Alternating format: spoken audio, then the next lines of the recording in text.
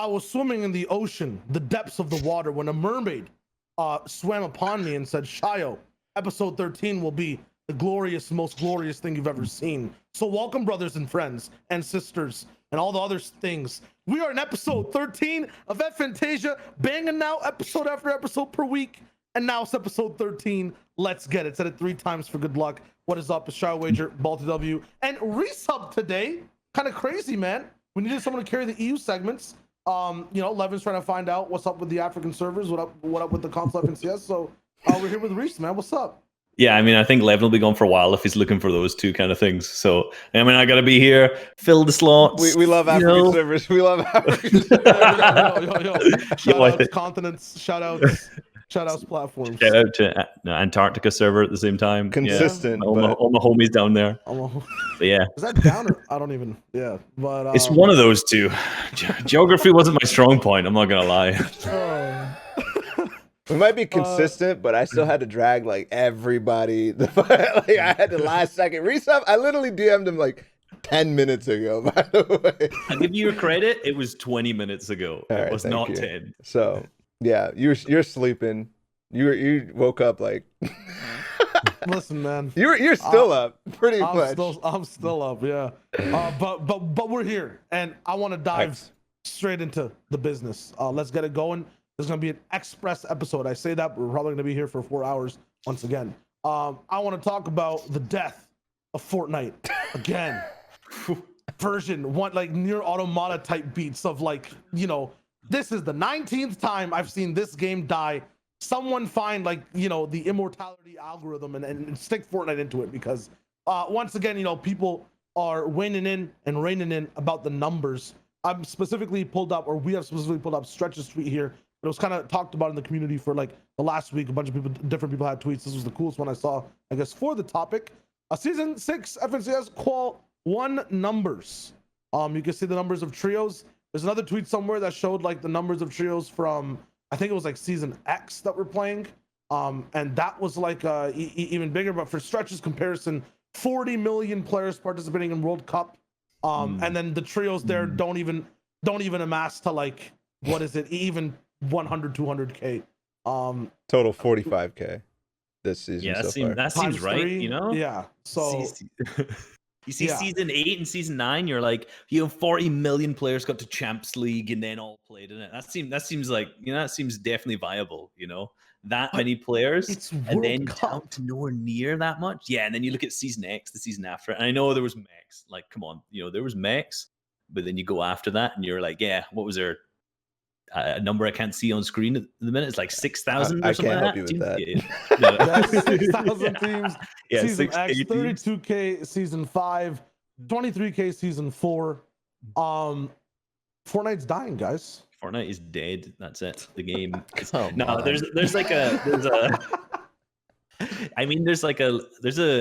one of the things with the data on that is when you take it from Fortnite Tracker. So my understanding, I'm pretty sure it was Tropha that said it to me, is that the way they track the leaderboards is that anyone who's been in the top 10K at any point will then count towards that player number. So if there was really only matters on EU. So like if, for example, in season 5, there was like a ton of players in EU who did not make top 10K, really good performances from the day, we'll say, then they won't be counted. But like, I'd say those numbers aren't too far from the truth. In particular, they're probably accurate when you're under 10K teams, right? And it's like, you look, these numbers, by the way, that I have were from EU specifically. Okay. So like when it's saying 23K teams, like that could be more than that realistically. So that's not even that, like, actually, now that I think about it, I saw all the doom and gloom, but that's not even that much. I mean, in terms of a difference, like 10, what is it? Yeah, 10K between last season and this season. Last season was like the most participated ever. I mean, yeah, and sure, we're below season 4, but to me, it seems to be that there's good reasons for this.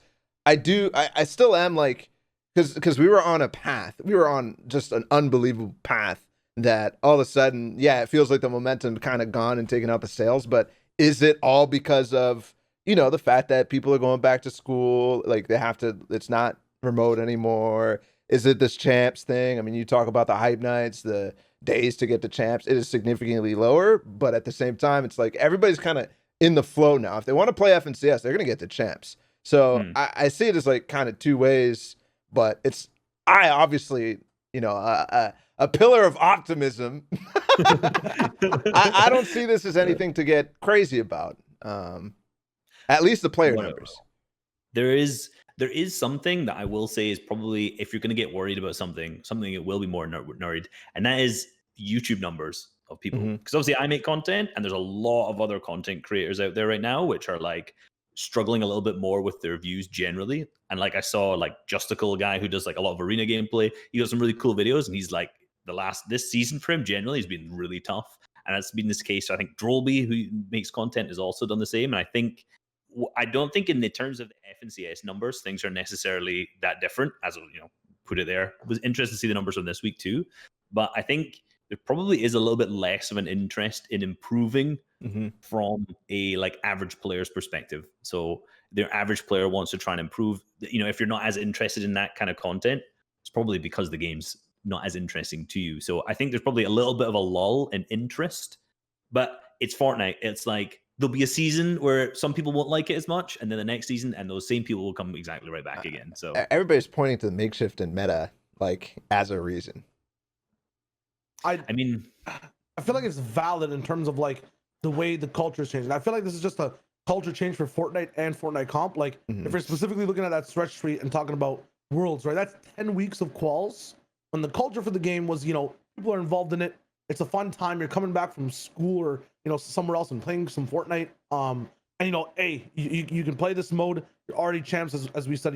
At that point there were so many people that were there, and it wasn't like it wasn't like comp was like a cool side dessert. You know what I'm saying? It wasn't like it wasn't a main dish to how it is now. And the thing with comp now is that it's really ramping up to support like the top level of play completely. Rather than be like, here, let's take a competitive update on the scene and see how people are playing, who are the big names and whatnot. Now it's like, supporting those big names, checking out how they're doing weekend after weekend. That's a huge change in culture. Honestly, that is a healthy shift for FNCS in general. Like I've always said how in the past it's always been like Epic is very, very obvious in their motives and how they do everything. It's like we want to get as many people participating in the opens and cash cups as possible, because that is the most direct relation to income for Epic, because it's people logging onto the game and staying on for 3 hours. That's not something that they can get other players to do constantly. So I actually do think that you're right. They shifted a little bit this season and last season to make it so that it's the best of the best, like, so they don't necessarily showing that they care. Obviously they still care, but it's you're right, it's a shift. And then if you just look at the numbers in terms of like that's number of teams, right? Like 45 total K. Yeah. Just in the world and whatnot. Look at like the Steam charts or something. Like for games that are being played and they're concurrent, players that are just chilling in general. Doesn't even hit like the teams that are playing in FNCS. And I guarantee the people who are playing in Arena every day are even more than like the biggest competitive games. Yeah. And how many people they have online at their peakest hours. Like, well, that's use common sense, right? Like, I mean, when you're saying, so like to clarify, when people are talking about World Cup and there's huge participation, they say 40 million. Obviously, I'm memeing saying there's no way there's 40 million people in champs. And what people really think is that anyone who played Arena in that season that has is been what it put is. into that number. That's what it is. That is specific. Yeah, exactly. So it's like, I would love to see now how many people are playing Arena at this point, because that would obviously be a good. I bet you it's way. I don't know, maybe not way more, but that's also like you also have to take into consideration that's not concurrent. That's unique. That's unique players. Like 40 million people played Arena during the time leading up to World Cup.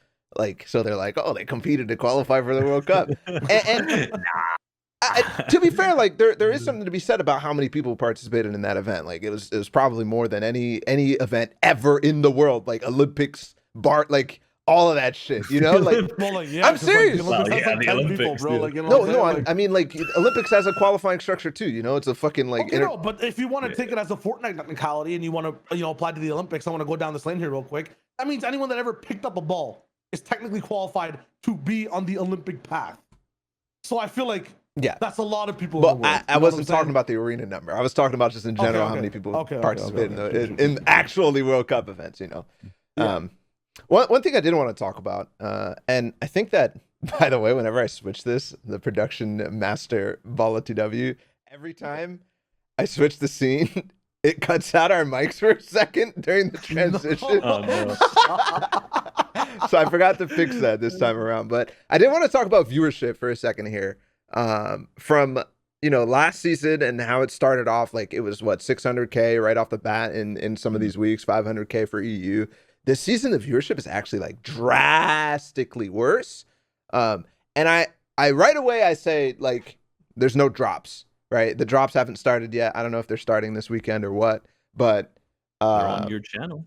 I have some sort of drops, but I think like this is like a general like I don't fucking know. Well, we have drops, guys, so come join. It feels like we went from season 4 to where it was like, oh shit, like this was fun, and then we went to season 5 and everybody was like, this is the best FNCS ever, and now we're coming here and things have shifted. Like it doesn't feel like this is going to be the most like usually opening weekend is the best in terms of viewership until grand finals. This seems like we might actually flip this around a little bit. I think it's the season X effect, to be honest. It's just because no matter how competitive things might be, because they are, I would say, the most competitive, even more competitive than season 5 in terms of like the structure and things are laid out. The base structure of like the game itself, people have a problem with.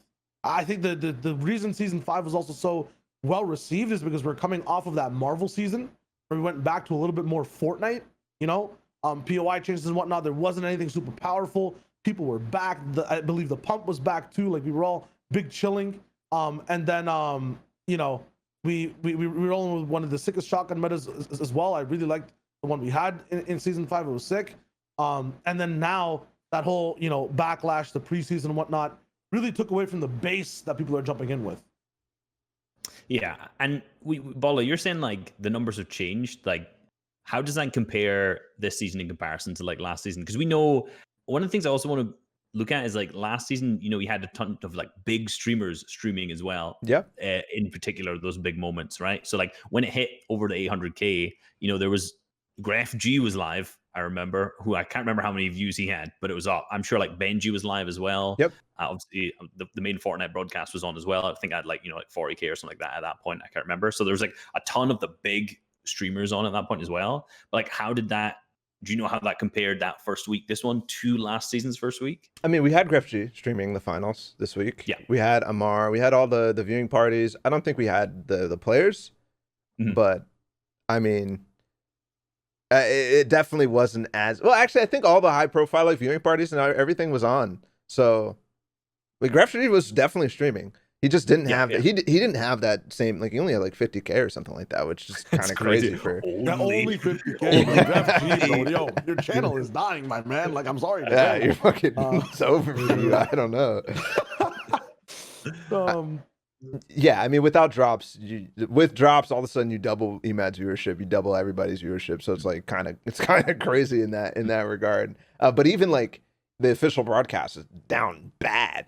Like in NA East, like when I was tuning in, it was like 9K, like worse than like close to DreamHack levels of down badness for a channel with like 2 million, like actually probably like 8 million followers or something like that, something ridiculous. I normally look at the follower. I usually look at it once, right? Because like if you're on the broadcast, check it. I'm like, I wonder how many viewers are on right now, and like EU's usually like what mid 20s, right? Low 20s sometimes it dips below, and then it always cuts off big time for NA East. But sometimes it goes up to that 40, 30, it's in that. But like I've never seen it under 10K before. If it was going to be any region, it would be like NA East rather than EU side, because like I said, it always ends up being lower. But under 10K, like that's not so great. Yeah, it felt bad when I looked at it. I was just like, what the hell is going on? Like we went from the finally like the broadcast looks to a point, but then nobody's watching it this season. It felt bad, but I think it'll change. Like I said, when we get obviously, I didn't realize how much drops had an impact on the viewership. Like I obviously knew that there was something, but not this much. We're losing like what is this, like 50%? It feels like almost because of no drops. Every time there have been peaks on Twitch for viewership, drops have been involved. Yeah, like the whole Valorant big thing was all about drops. Ninja's entire thing was the prime subs that were going down. I would associate that with drops. Like drops literally buff everything. R16 as well. I'm not saying the viewership is inflated by any means. Every single thing has drops involved for like the broadcast on like every weekend, right? So if you took it away from anyone for a weekend, like it just be like imagine a normal streamer, half your notices just don't get sent out, or like your channel's just not up for people. Like some people only tune in for those drops. Those drops aren't there. They're not tuning in, which I feel like that's a whole separate issue on esports itself. But yeah. Well, when you have to think also like the average viewer is more casual as well, like and having drops in drags so many of those players out. Like I was remembering this because I'm doing like a bit of a throwback video right now, and I was doing a ton of work on like World Cup time. It's gonna be cool, it's really awesome. And I was looking at the drum gun, right, and I saw the drum gun in week 5 of the World Cup, and then I just remembered, I was like, the community voted to put this gun back in the game at one point. Like, and you think back sometimes when you're in the competitive side, you see yourself as like, okay, we want to FTS solo cash cuts, but like the broader community out there is always more casual based, that I think it's easy to forget about sometimes. So when drops come on, like those casual people who want a back bling, who want a pickaxe, whatever it may be, that's that huge spike just absolutely flies up from. Yeah, very true. Hey, you guys have anything else to talk about in terms of leadership? I think we hit all the notes in general. Yeah, I think I'm ready to move into actual meat. Well, I want to see as well, like next week, if things rise up for Qual 2. But Qual 1 ended this weekend for the FNCS. Kind of lit. We had a lot of talk going into how things would go, and then we saw how things went, which were slightly surprising for the biggest part in some regions. We can hit up EU first. Check out their standings. Lots of fun to watch all around. Some suspect conversations after the fact that made me not want to talk about it after the fact, but we're here now, so let's get into it. Top 3 format, first of all, just getting into it, because we're first time talking about FNCS. I didn't understand, or I didn't expect it to be this good, but for every single region, the stakes were so lit, the games were so lit. I just love this format compared to top 10s. And not only top 10s, it's top 3s that matter, right? It's like last season, we had this note, right, when we were looking at what was it? Was it NAE East? The week 3, there was 2 teams who needed to get top 10. Every other team had already qualified for semifinals through like consistency points. So essentially, we were watching like we're watching 6 games between 2 teams that actually mattered, and like that's like, to me, that's a snooze fest. I know a lot of the people watching probably don't know the backstory behind that. Like they've not done the maths, they don't have the sheets to know that. But like, if I want to try and build a storyline off of that, that's not going to happen at all. So this week, it's like, the biggest thing in EU this week really was Andalex's team not qualing, because, we've seen like, Blaster, Nikov, and Alpha do so good pretty much through the majority of the games. But Andalex's team, like in their placements, they were like 4th, 2nd, 1st, and then 5th. So like they were pretty much unstoppable until they actually ran in that 5th game into like Jamsai's team, and that just like put the brakes on. And then last game went horribly wrong as well, and then they just fell out of the top 3. So like they were doing so good all the way through, and then it's because you have this top 3 format that I personally would have wanted beforehand, like maybe top 5, top 6, something like that. But honestly, like this is working really good, because in that last game, I'm sitting watching, right? We're analyzing it live as we go, and I'm like, just LEVEN, sharpen my ear for a second. I'm trying to watch the game. Like, I want to see what's happening. I want to know what's going on. Like, I know we're breaking it down afterwards, but let's just watch, and like, because I want to see what's happening. I'm taking cool notes, right, to talk about afterwards, all this kind of stuff. But I'm not like distracted going into the replays, trying to see like who's fighting early game. I'm not looking between my screens. I'm just sitting there, eyes on it, because I want to like, shit, who's coming in this top 3, and it's really important. And like the fact that was so good for every single region, great change. Yeah, I mean, all around, this has been something that I was pushing for a while. That was my first fucking blog post, boys. That was in there. That was in there. Top 3 to grands. Like, I've been asking for this forever, just because it changes the dynamic, like you said, Reese. Like, it just feels better. Everybody has something to play for, and the incentive here is good enough that nobody will mess around. Like, it feels like ever, unless like there's no chance that they can make top 3. So I still think team. Unless your Benji team who wants to grief off Spawn in Pleasant so that they can claim it next. I honestly think though that is like literally next season. Is next that season? Next season, not this season. Next season. Okay. I was gonna make a point like how that actually doesn't make sense, but I guess Benji and them think it makes sense. Okay, whatever. I would laugh so hard if they go to semifinals because they don't make top 3 and then they don't qual for grands. I would laugh so hard. It's for next season though, you know, so it doesn't matter if they make grands. Oh this my season. God. It's about the insurance. But for the format, I think the one thing that it takes out, the main reason it's good and why everyone loves to watch it, is the comfort for like three. It takes out the idea of comfort for teams. Like you guys are talking about, you know, focusing on just 2 teams. I don't think the issue was ever that 2 teams were important and that was it.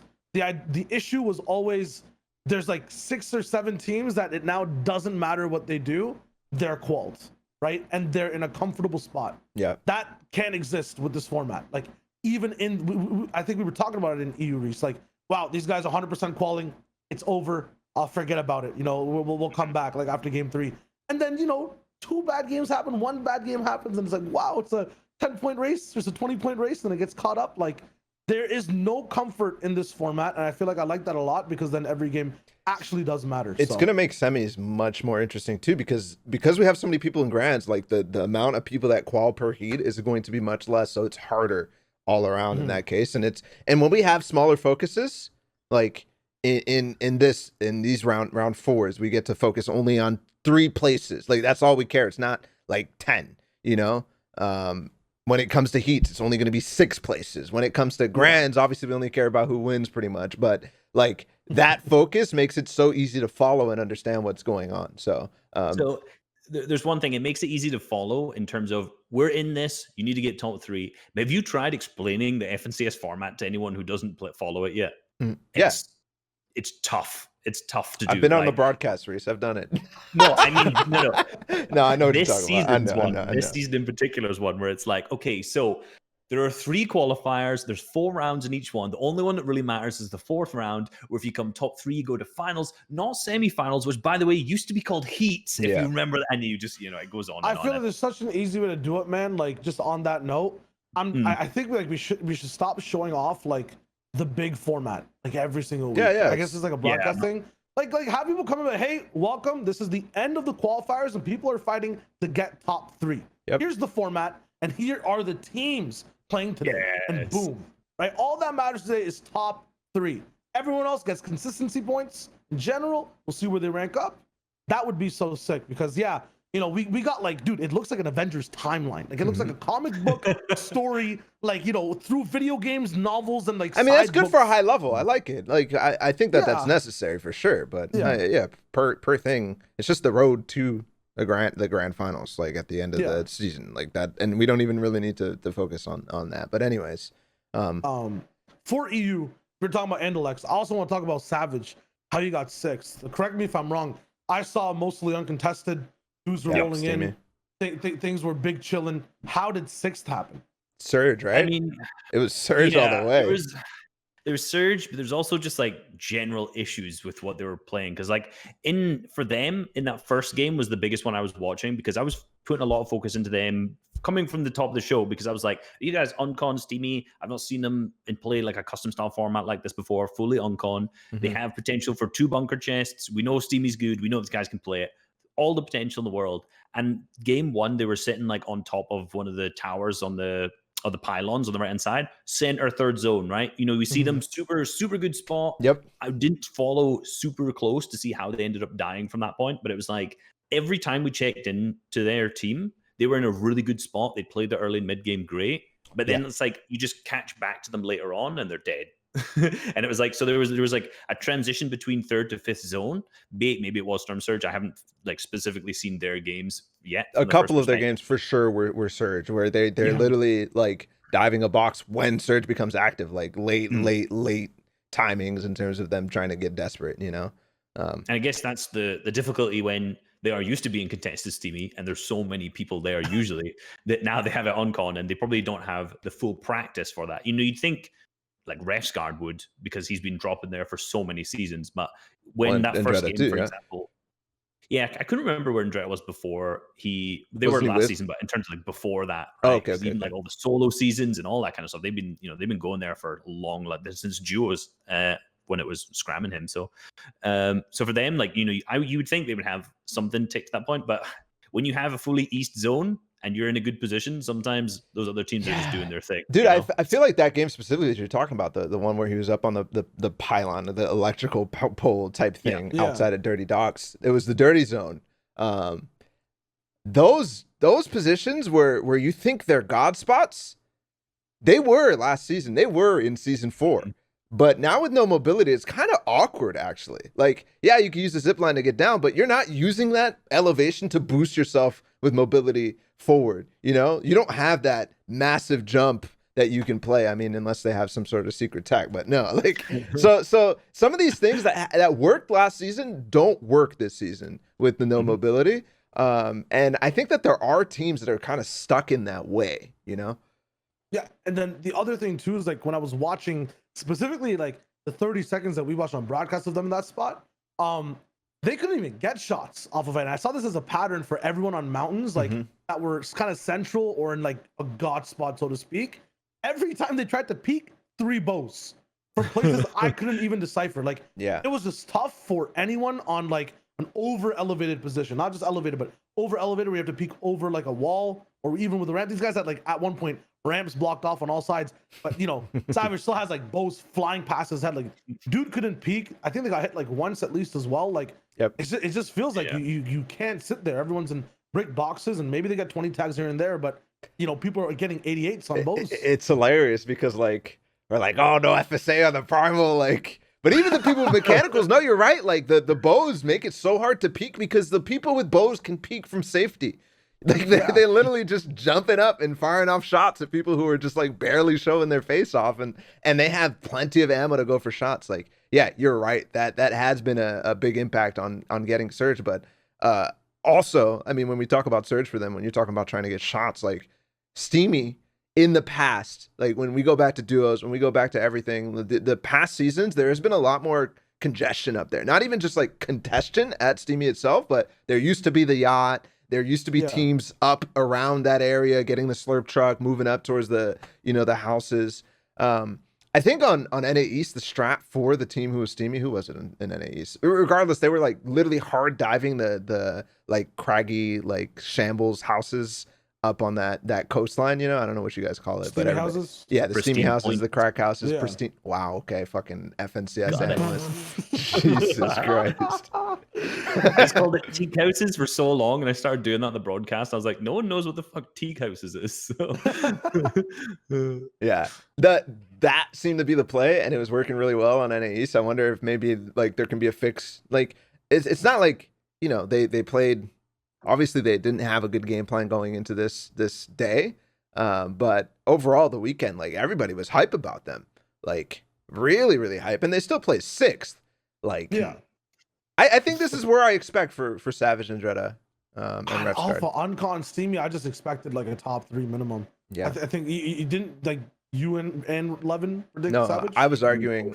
You two, sorry. For Reese, yeah. I mean, we both did. I think when you look at the map of the drop spots at the time coming into it, like they were probably the strongest team with the best chance, right? When you look at there's no excuses, even with the Guardian Tower there now. Like you have everything to catch up with on rotation, no matter what the zone is, and you have a chance to get in. Like it's a huge change this season.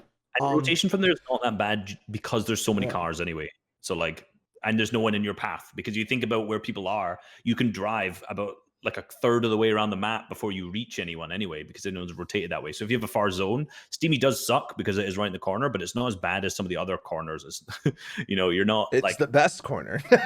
Yeah, exactly. Hands down. Yeah. What? One more thing about Surge, and this is a kind of a good point. The Surge in EU was hard unpredictable. Like you could not tell when it was going to activate. Game 1, second zone Surge didn't even pop. Because it was so dead, like in terms of like the off spawn fights that were happening. Like it didn't even pop. It was 70 people while second zone was closing, you know? So it was really hard to predict how much you needed for Surge and, you know, when you needed to post up and start making your Surge bases and stuff like that, which makes the situation all the more murky, right? Because you do want to be kind of, you know, if you can get a massive amount of tags, you can get them, then go for it. But most people are going to be taking the safe route and just trying to skirt ahead, like 200 damage, 300 damage above, you know? So if you can't predict it, then all of a sudden things get haywire. And I think a lot of teams struggle with that.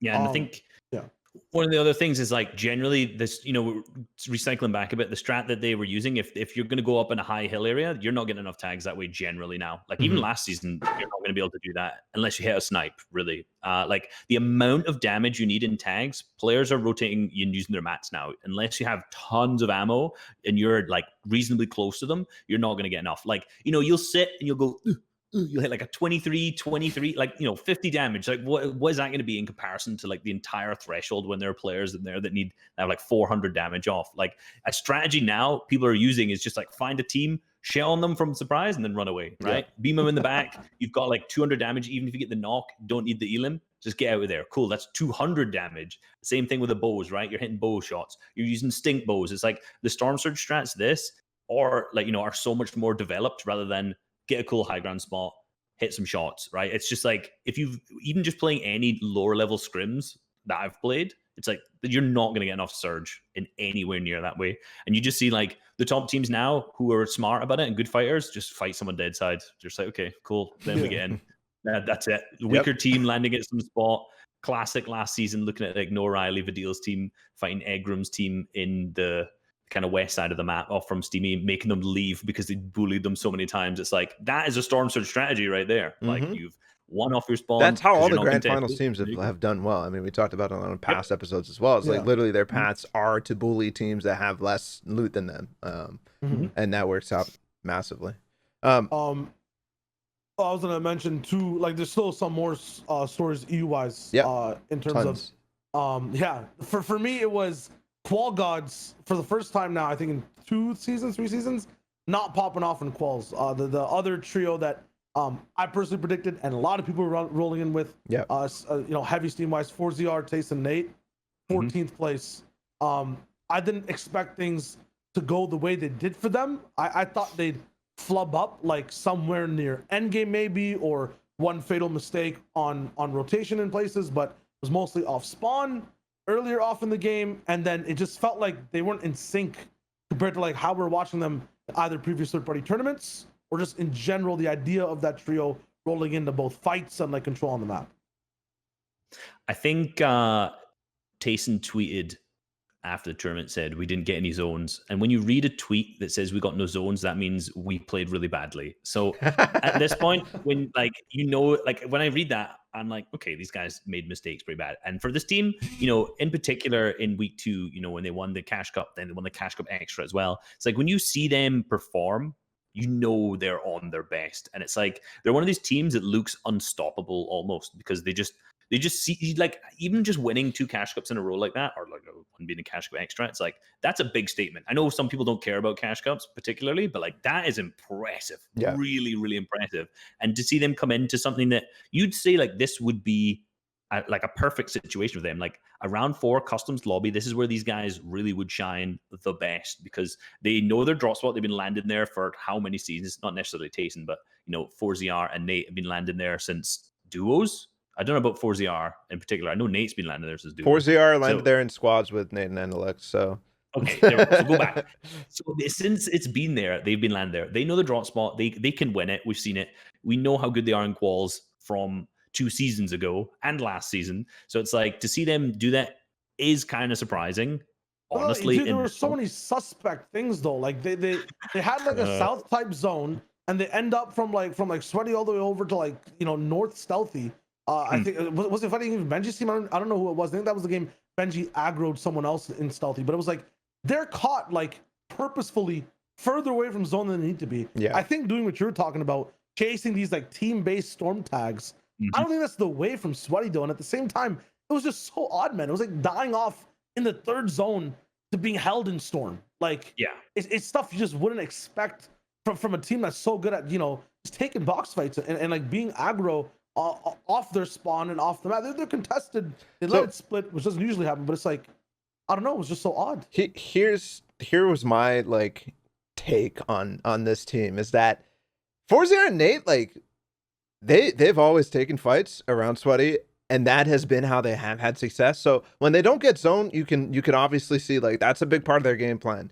But Tayson has always also been that person who finds fights no matter what. To me, it felt like they were uncommittal this weekend. Like they would approach something and see an opportunity, and then they'd sit there and be like, oh, do we engage? Do we not engage? Do we engage? And by that time, zone's coming over, and then like, yeah, like you can get that feeling where it's like, oh fuck, we don't have zone, we have to move. Like every single game, they were scrapping with some sort of god team. Like I'm not even kidding.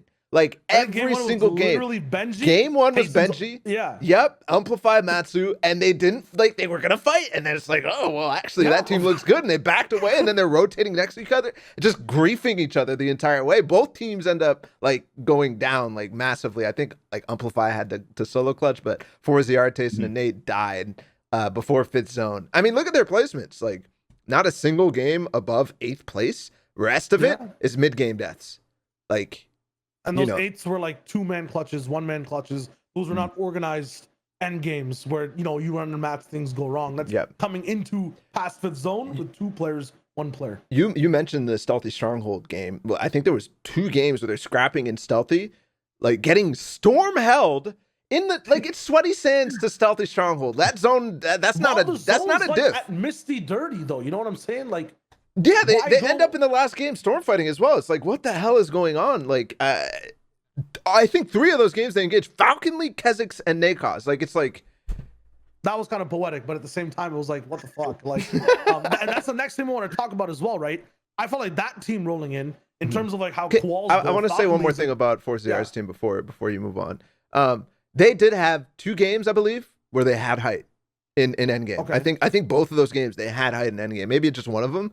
But they just got shit on. Like a 3-point height take from some other random team that just loses them height. And then it's kind of that effect that I was talking about with Andalex, Xweez, and Nate, or and Snazy, how they just lose height. That was how it felt from ForZR, Tayson, and Nate. And they literally look like, they look beatable, guys. Like the fact that they're on height and they're losing it, I've never seen that from that team before. I will not lie. Like, even in past seasons. The types of height takes we were seeing though were like some next generation free form, like these guys load into a creative server type beat shit. Like no care in the world. I think one of the games it was actually Nebs and Bubak that were the ones that beamed them up in the back off the 3-point. I'm not sure entirely, but like the types of height takes, they look beatable, but they were so new in Qual 1 compared to before. Like the shit that people were just trying. Yeah. I mean, it was pepper. Like, and pepper was the big thing too. Yeah. Yeah. Like the game you're thinking of was I think the final game where it was the game that what was their name? They like Jamside's team won, right? Yeah. That was a team where it was like they're just literally max distance zone teams built up in height. They don't care. They're just like pepper. They tunnel like mid round over this team and they're just getting sprayed. They don't care. All pepper at the same time, fly across. They just build up, and like you should watch the fight that they took. It was like the most incredible creative box fight, just like insta dead shit on kind of moment. It looks amazing. You're like, that was a height retake. Like they're just psycho about it. But then if you compare that to like game 3 and 4, so like game 3 was the one where Andalex's team came second, and then game 4 was the one where Andalex's team won, where it's just like their height takes were just perfect, keeping them at 5th. And they had good mats, and then they just like managed to do it exactly as Ball says, the 3-point split, where they're holding it so well that no one can retake it from them. The way that Bubak, and he didn't necessarily take height in the game 3, he just hit like a 156 and just one pump Snazy off height, and then like Andalex team all had no mats. So it's like they win just from low ground at the same point, but like the height that they held in 3rd and 4th game was like so good. And then you compare that to the way that Tayson's team did it, and it's like they were just trying to cycle height when they had like low materials. They ended up dying in zone in the game that Aiden won, which is like game 5. Like the height retakes they tried to take were just like really not it. Yeah, and then like the connecting story for me was Kha'Zix, Falconly, Nakos, like in terms of 4-0 Tayson and Nate. Just looking at that, storyline with past teammates, and now they're looking at how things are going past over the fact. Like I feel like that's even a stronger base teams in terms of adaptability, right? Like on the map in terms of like Falconly, no matter what zone it is, expect this dude somewhere on low, expect him in the top 3. You pair it with Kha'Zix, you pair it with Nakos as well, as coming from such a strong, consistent trio over time that's good at fighting, and then they come 20th, which like the Qual effect. Yeah, it's I don't even know, man. Like it's rough because there's these for these guys especially too. Is this a trio that can split after that first week too, right? Because like it's a band of misfits sort of come that come together, so to speak. I know EU's going on and like, you know, we're chilling now in terms of Friday, Saturday, Sunday, but I don't know. It's like I just didn't expect this low of a placement from both these teams. I think from Kezix's team, I would have expected a much higher placement if they didn't go Coral. But like any team who lands Coral Castle now, I'm just like, well, I just write them off. Like, and it's bad to say that realistically, because I think they also had Shark uncontested as well. Yeah. And it's just the worst, basically the worst spot in the map right now. Doesn't matter what the loot is. The fact that there's like in trios, you will not be able to get enough metal there either. It's just horrible. Storm Surge, we all know how bad Coral Castle is. No like, parts, yeah. You mentioned Storm Surge. They're all in a fucking bowl. Like, literally, they can't even shoot anybody. They can maybe see Sweaty Hotel. Like, that's basically it. Oh, my God. No. They buff floor loot spawns for parts, man. We should be chilling at Coral now. You find all the... One blue pump and everyone else is running around with primals. There are a lot of, like, boats, I think, right? Yeah. But then you have to drive into a good team. That's the problem. Yeah. I don't really have much to say about that team other than like the god storm fights. Yeah. They keyed the stealthy team so many damn times. It was so funny. I don't know. I think it was last game where Benji, like they win their fight and they just W key back up there and they just wipe everything that's left in stealthy, but then they get stuck in a storm fight because 4 other teams come in. Yeah. One thing I wanted to talk about was Dirty Docks. That's the next one I was gonna bring up. Yeah, this team was a brawl, bro. Yeah, holy crap. Like, jeez, Egram, Vox, and Kibo, right? Yep. Versus Michael, Verox and Michael. Yeah, like they came 9th, I believe. Yeah, with Maxi, dude. It was stalemates. I'm surprised that Verox got the placement that he got on 9th. I thought both these guys would be, you know, amplify Flokied the entire time, like straight up 30th place the way these guys were fighting, but they didn't stop, and it was fun to watch, don't get me wrong, but damn was it tough. Yeah, and I think like you kind of nailed it, where the fact that they came 9th is so impressive based on this, because anytime you switched over to them, they weren't even in zone. You know, their zone fighting is going on for a long time, and it's like, oh, little shot here, little shot there. Eventually, they disengage some games, they don't others. And it's like the whole early game was so scuffed every match, but they managed to make it work, which is what was impressive. I think the difference was it's like for Verox's team, every time they actually won off of spawn, they're just so much better at playing the game past the point, like past that 100%. Point. As a trio, like you look at Egram and the way, you know, they win, it takes a long time, new team comes in, they just have to fight again instead of disengaging completely. You can see their placements in general at 24th, like they win. I think they won more on the day in general, or had a chance to, like in the very beginning in terms of, you know, momentum, but like all their points really just came off of 1 game's worth of winning spawn fights. Like, it was the first game, they got 9 elims, we're hyping up on broadcast, I'm like, but dude, I'm worried about what happens next game, because if 4 teams don't come through and they don't land 1 pumps, it's over. And 4 teams didn't come through, they landed 1 pumps, it was still over. Like and they didn't get zone, which is the other part about it, right? Because for game 1 they had zone, so it made sense that a lot of teams were rotating through dirty. And I don't know how they were winning like literally every single one of those, but they were, and it was impressive. I think my question is, like, beyond even the weekend, beyond after their game 1 and stuff, was like, the entire time I'm watching this fight, and I'm just thinking, like, what are you guys gonna do? Like, Thomas HT, Anas, and Flick are waiting. Like, what are you guys gonna do? Why are you fighting so hard? And I think we painted the picture at the beginning of this topic about, like, oh, how it was like stalemates and whatever, and like they were storm fighting. I think there was like a little bit of that, but they were disengaging. Like it did feel like they both did want to proceed throughout the game. They just didn't really have an idea of how to do that together.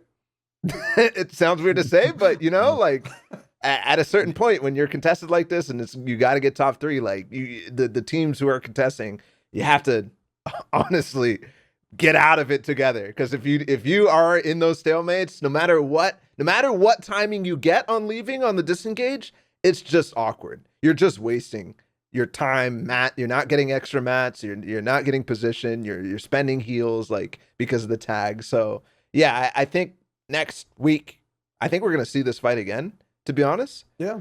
more Baskin Robbins, right? Just kids with cones 24/7, literally. Dude, like, I'm just watching these guys like that was good. staying in their cones, and then Voxy's like he's moving up, crouched on a ramp, and then he goes down to fake disengage. Yeah. He comes back up. You want another scoop, bro? Like, it's wild, man. And it's hilarious too because it's like it's like they're up in Dirty Docs. These fights, they always have these massive ramps looking at each other. It's so funny. So when you talk about scoops, that's a different meaning too, man. Yeah. I think one of the things is like I don't understand Egrim's team dropping there generally, because like I understand Verox's team going there, and like they made the smart decision last season not to contest in the finals, right? They were talking about it, all the hype was building up, and they said, "No, we're going to drop mid map instead." There's no way. Smart decision, shows that they're like mature team, right?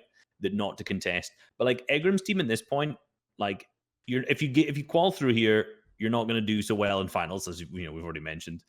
You're contesting a much better off-spawn fighting team as well. And like Egrim's team last season, we know they're not a good off-spawn team fighting team. How many times they got absolutely wiped by Vidil's team? Like obviously it's Vidil's team. They're up here with like the best of the best fighters, if not the best on the region. And you got to say like if you were maybe they're feeling really confident or something, but I don't know about that one, Chief.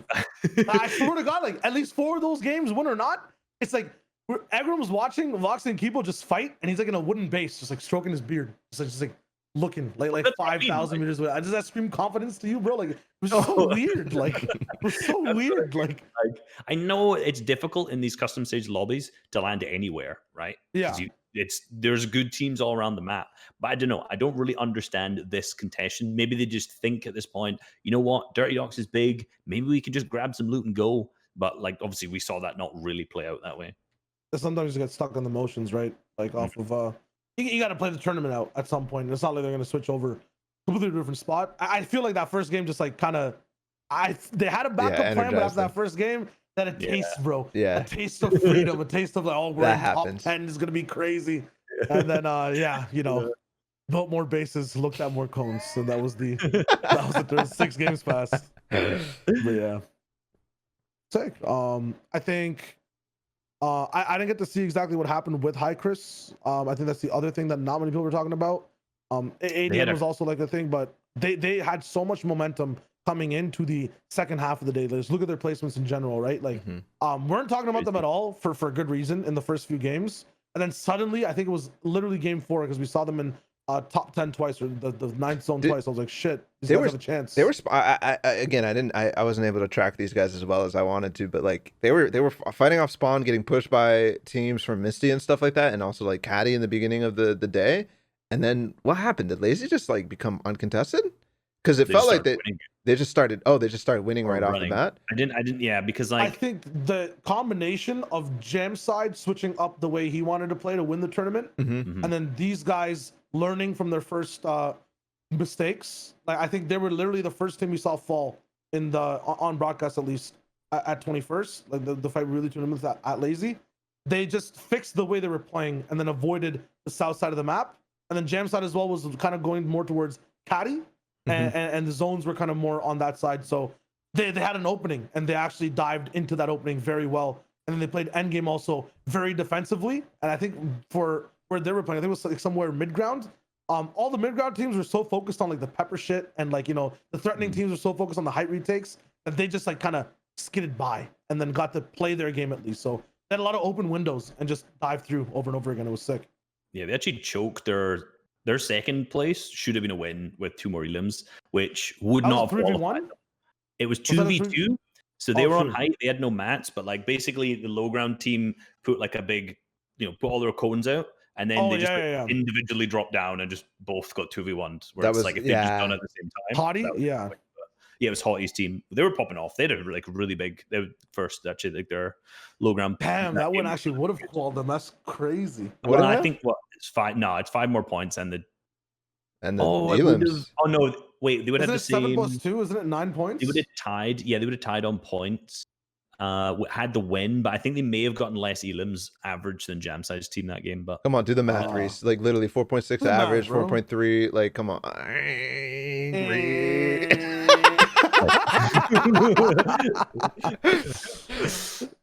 Yeah, I don't have anything else to say about this team. I think it's actually really cool how there is that, like, this team starts to change how they're doing, and all of a sudden this team is starting to pop off because of it. Like, that is such a cool dynamic. I think it might lead us into the jam side, Fury and Dementos, the way that they ended up coming up huge. Like, they started off decent, not like amazing, but decent enough, right? Sixth place. And then they come back in the last 2 games with their elims. I don't know. This is a really cool story to me. Dementos coming back. It feels like I haven't seen Jam. I think Jamside was playing Valorant the last couple seasons. I'm not gonna lie. Like, I'm pretty sure he was still playing, but like he wasn't playing. You know what I mean? Yeah. Because of the Valorant stuff, and I think it, like the placements showed it was like it was so double digits. Don't get me wrong. You know, like we weren't going down to 100th placements in a lot of tournaments. Like he was still making stuff. Yeah. But I think the roster switch really helped them out as well with Fury rolling in. So that was really sick to see. And then I think this trio started off their story like in season 5 with Jamside and Dementos in general. That's where they found each other on like a different team. And then now they all roll together in 6, looked really sick. And that last game was just like it was just sick. I think Reese and I worked on a little thing that should be coming out soon. But that was one of the sickest games in terms of clutch. And it was really sick to watch. So all down to one shot. Dude, all down. It was so like it's so cool when a heal game like isn't enough, and like you can see the person's like mouse movements kind of like, oh fuck, I gotta go for a shot now, damn. And then like it like man, it was a really cool game. Probably one of my favorite games to watch. Yeah, I don't like. So I don't know about Fury if he's made grand finals before. I can't actually remember. I'm sure he has. I don't want to take away. Who was it? Link and 7 Tour in Slurpee. I might be tripping. Tor's team last season was the ones that were one of the many teams in Steamy. Okay. That didn't do well, but I remember I've seen Fury's name from like the original Cash Cup VODs in Season X when they were up, and he was always up in the solo Cash Cups there. And I was like, I remember watching his game so much. So every time I see him in the leaderboards, I'm like, my guy, here he is popping up again. So when I see him Qual, I'm like, that's cool. Yeah, I think the last time he was in Grands was duos FNCS. Dang, okay. And Dementos has been squads? Or was that trios? I can't remember. I think a lot of these guys, this is like a big comeback for a lot of these guys. Which is funny because we're talking about all these fucking players quitting and the viewership being down and the player count being down, and then all of a sudden Dementos like, yo, motherfuckers, what's up?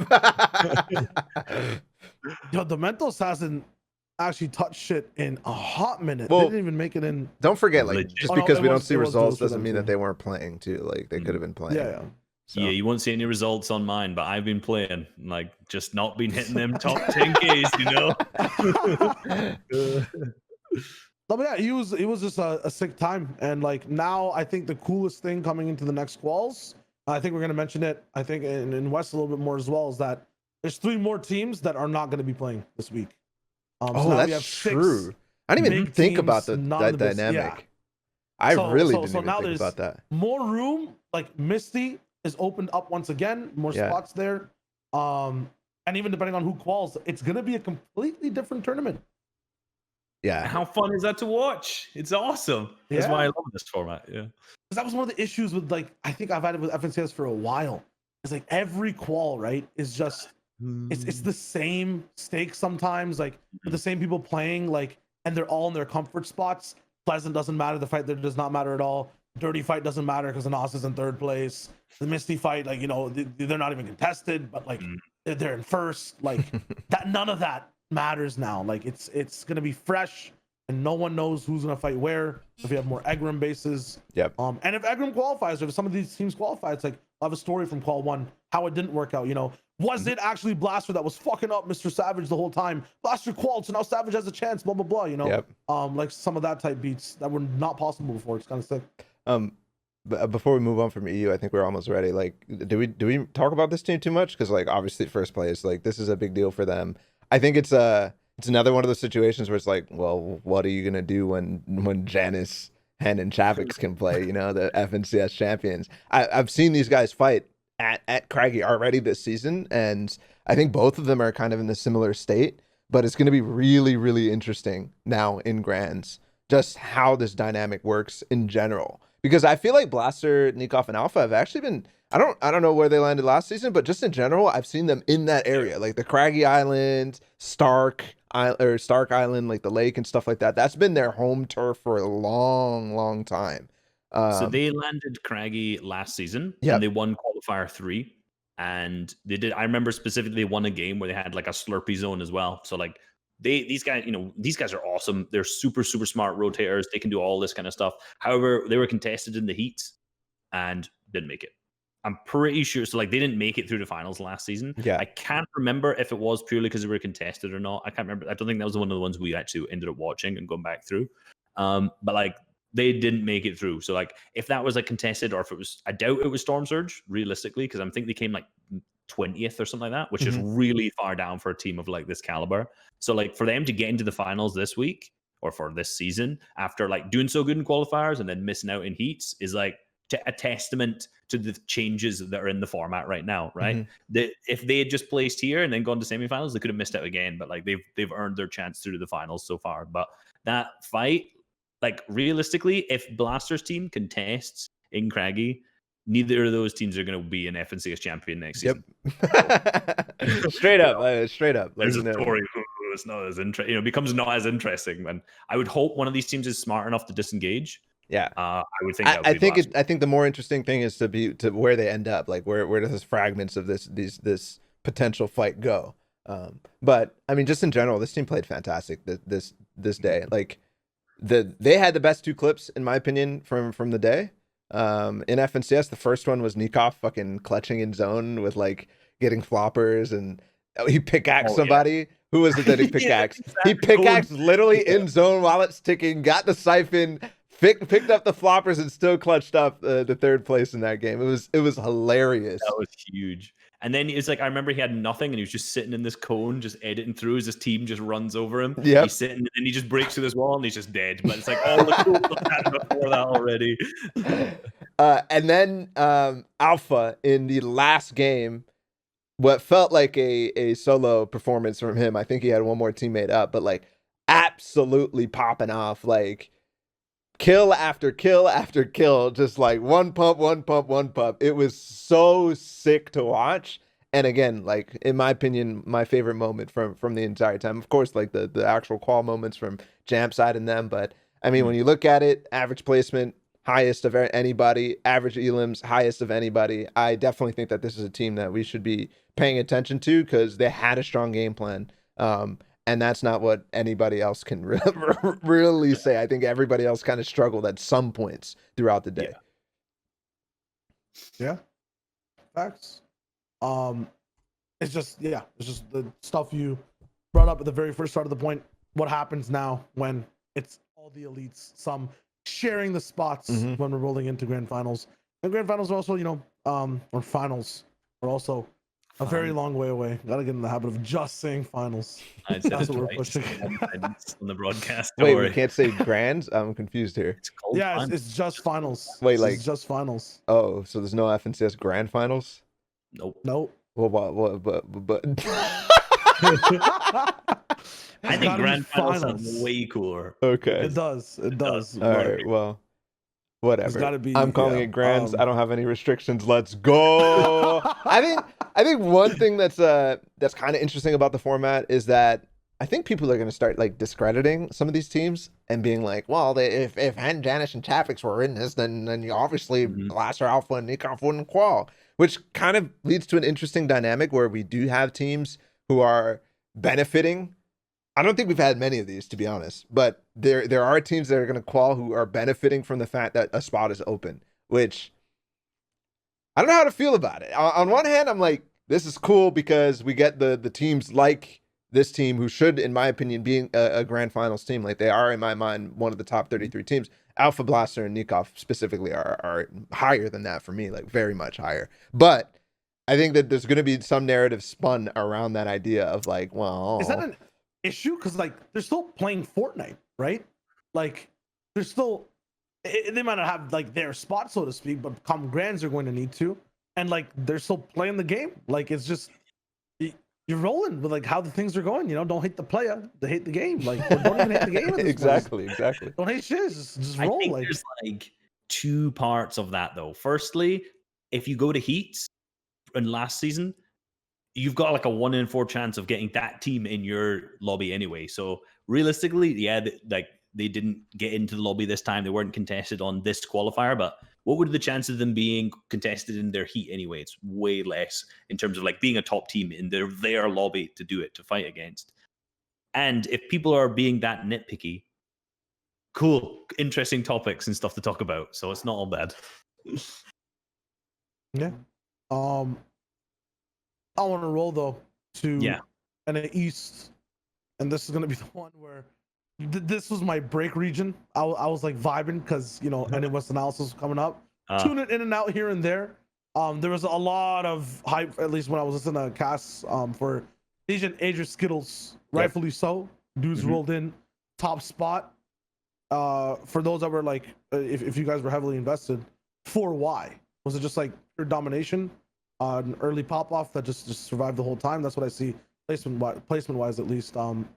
Yeah, I mean it was just these first 2 games. They were absolutely insane. They just got hyped and went with it. Like I mean we were hyping these guys up. We put them high on our power rankings of the season, but I did not expect this level of dominance out of them in week 1. Like it was insane, and I think there is going to be a problem. Like, look at this, the 2 games that are really bad, and because of that, they almost lose after this. Like, this seems like it looks like they have a cash cup stat line here in the grand or in the finals. Like, literally, it's like late start. Let's get as many kills as we can, win the first 2 games, and have an insane lead.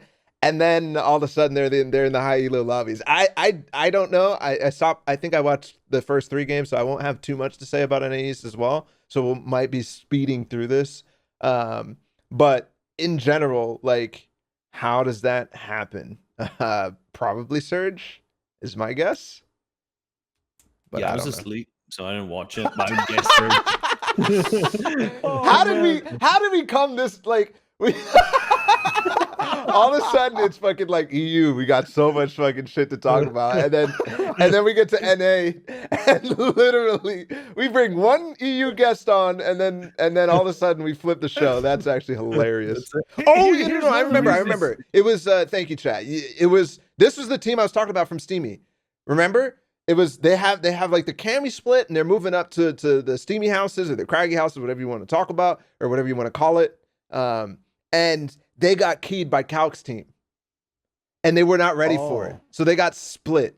And because of that, they were ending up in these 3v1 situations where they just got absolutely pooped on. That was one game. I don't know how the next game went, but they were ready for it in the future. But these kinds of things where it's like surprise attacks, you have to be ready for in trios. Like, that is greed on another level and might indicate why they're able to do such a thing like this. And that's particular with, did you say they were dropping Cami split, or they like they were rotating? Yeah, they were dropping Orchard / Cami split, like, you know. Okay, so like that top north side of it. But like that is the biggest issue that we saw. I mean, specifically with Cami split last season, but with really any split drop in general, is that as soon as a team knows what's happening, which, you know, in this case was Calc's team, they just capitalized on that. Like last season, we saw that happen not at all in the qualifiers, and I kept talking about it, and I was like, when is someone going to kill Seti? He's sitting here by himself. There's a team in retail. There's a team in lazy. He's in this house with one chest. How is he not dead yet? As soon as he starts, exact same thing, grand finals, he just gets collapsed on like nearly every single game. It's like, okay, so people maybe were leaving it. And it's the, you know, in these people's case, like I said, you have the confidence the first 2 games. Maybe they get a little bit too split after that, and it's over because the teams, you know, these teams are checking replays between games. Like, they know where you're landing. They know where you're splitting. If you're going to be alone, people around you are going to capitalize on that because they need to figure out where you're rotating for their storm surge. And if that's just jumping on a solo, then you end up with those 2 games. And clearly they seem to fix it in the last 2 games as well. Yeah. It does feel like that Orchard, Cami split, whatever you want to call it. Maybe we'll just call it the D-Gen split at this point. It is insane. I mean, there's dub potential. There's an insane amount of quests that you can get between Orchard and the what is that NPC called? The one in the bush that gives the dub. Like, it's absolutely crazy. They get upgrades. I think I saw them upgrade an AR and a pump to legendary status. Like Ooh. it's actually crazy what they can get out of it. So we'll have to see how it continues. Huh? Do they go all the way up to pristine point? Yeah, the whole way. They literally, that game that they got pushed by Calc was one person was up at beach, like deep, and then there was one person at the pristine point. But they all what they do is they land around the slurp truck, and then they move through their split and start to get even more wild with it. That's what they were doing last season. So like they have the same strat, but now just because the map changes and all the characters that are on the map, they just clearly have so much more potential. But I love that dynamic, by the way. I think that's so cool. The NPC paths and stuff like that. I know. Yeah, I know a lot of people are like, "What the hell? It's NPCs in the game," and but when it's like balanced and interesting, well, maybe upgrades aren't the most interesting things, but like I find it so cool. But anyways, Teo, Chimp, and Tabney, these guys. Before we talk about it and dive deep into them, just on the note of them as well, look at the top 10, right? And just look at the names, or even down to like the top 14. Look at the names involved in NA East comparatively. What the hell is this? You see what I'm talking about? This is also one of the reasons why it's like, hey, what ended up happening in NA East, blah, blah, blah, right? Like a lot of people are on the wave of, I don't really know, like, because I feel like this is one of the reasons. All these new names coming up, like these guys aren't like, the bottom of the barrel, so to speak, of skill whatsoever, but of brands. I feel like that's how we're rolling in. Like it's not the biggest streamers in the world. It's not the biggest names that have carried comp towards the way. They were involved in the tournaments or in the qual. You're highlighting some of the names on screen right now. It's like, but they weren't the ones that were popping off on the day. And these guys have all been popping off recently in a lot of third-party tournaments and a lot of the waves of just playing Fortnite in general. It's just really interesting to see the change up, and a lot of people are talking about it on socials as well, that it's got like the rise of like a bunch of the grinders now that are switching out the big names. I think there's two important parts to that. Firstly, is the fall of the Zayt scrims, are they still good? I heard they were like shambolic for a while. Mediocre at this point. Mediocre now. Okay, that's my less important part. The second part is I was speaking to Vivid about the Virginia effect, as he calls it, where when players move to Virginia and then they realize you can go out with your friends and have fun, so they just stop playing the game as much and stop grinding as much. So I'm sure a lot of these players will have. It was the downside of AV and the exit tree. Quite literally, yeah. And I'm sure there's a lot of other people who get into that same kind of mentality when they move to and have like a better social circle, right, in person rather than being all online, and they want to do other things and they kind of get less interested in the game. And potentially for some of the top players, that may be a factor as well. But at the same time, some of these players have been around for a long time, and there's always time for change. There's always time for new players coming up. And if some people lose motivation, there's always going to be more people who are just going to be putting in the work and will climb up to those spots. And I think like because of the most of the players in this top 10, you could put them as those names. Like I've been seeing all of these people in cash cups, right? Solos, maybe trios every now and then over the last few seasons. And then you start to see that reflect in the FNCS leaderboards as well. And it's just like the general uprising of new talent is always super cool to watch. Like Royal, Acceptance, Snake as well. Like I know I could tell you nothing about this team, but I've seen their name in pretty much every leaderboard I keep looking at, right? So it's like they're here. This season specifically, that team formed, and all of a sudden they're like really good.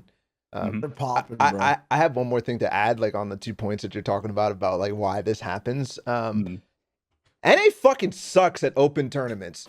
Like NA sucks, bro. Like I don't know how many times we're gonna get to these situations where they are just not playing well in the round 1, round 2, round 3s. Like it is so bad. And I think that the fact that the elite scrims and whatnot, that's like the main focal point. I think that has hurt NA. But just in general, man, I don't understand why no team other than like, DGen's insane at these matchmaking formats and other teams. Like, let me go back to session 3 and just actually look at like Clicks, Booga, Bizarre here, Teo, like the teams that actually did well in the next time. Reverse, Miro, and Day have been very good at it in the past. But like, look, I mean, like who's here? Like, Yeah. It's genuinely mind-boggling how it's been so long since this matchmaking style of tournaments, and still these top teams who you expect to do well in grands are just not having any sort of like every once in a while it's like a pop-off day, you know. But in general, they're land teams, bro. Wait for lands, bro. Oh yeah, okay, yeah, true. I mean, hey, I'm happy with that. 2022 teams, it's fine. What I want to think about for these kind of guys is, you know, you go back to the Z, I just keep calling them Z scrims, elite scrims, or whatever the specific name for them was. And I just think, like, with all these other regions, the practice is just so bad that it's good for these kind of environments. Like EU, just like, what is the practice for EU? It's just rubbish for these top level teams.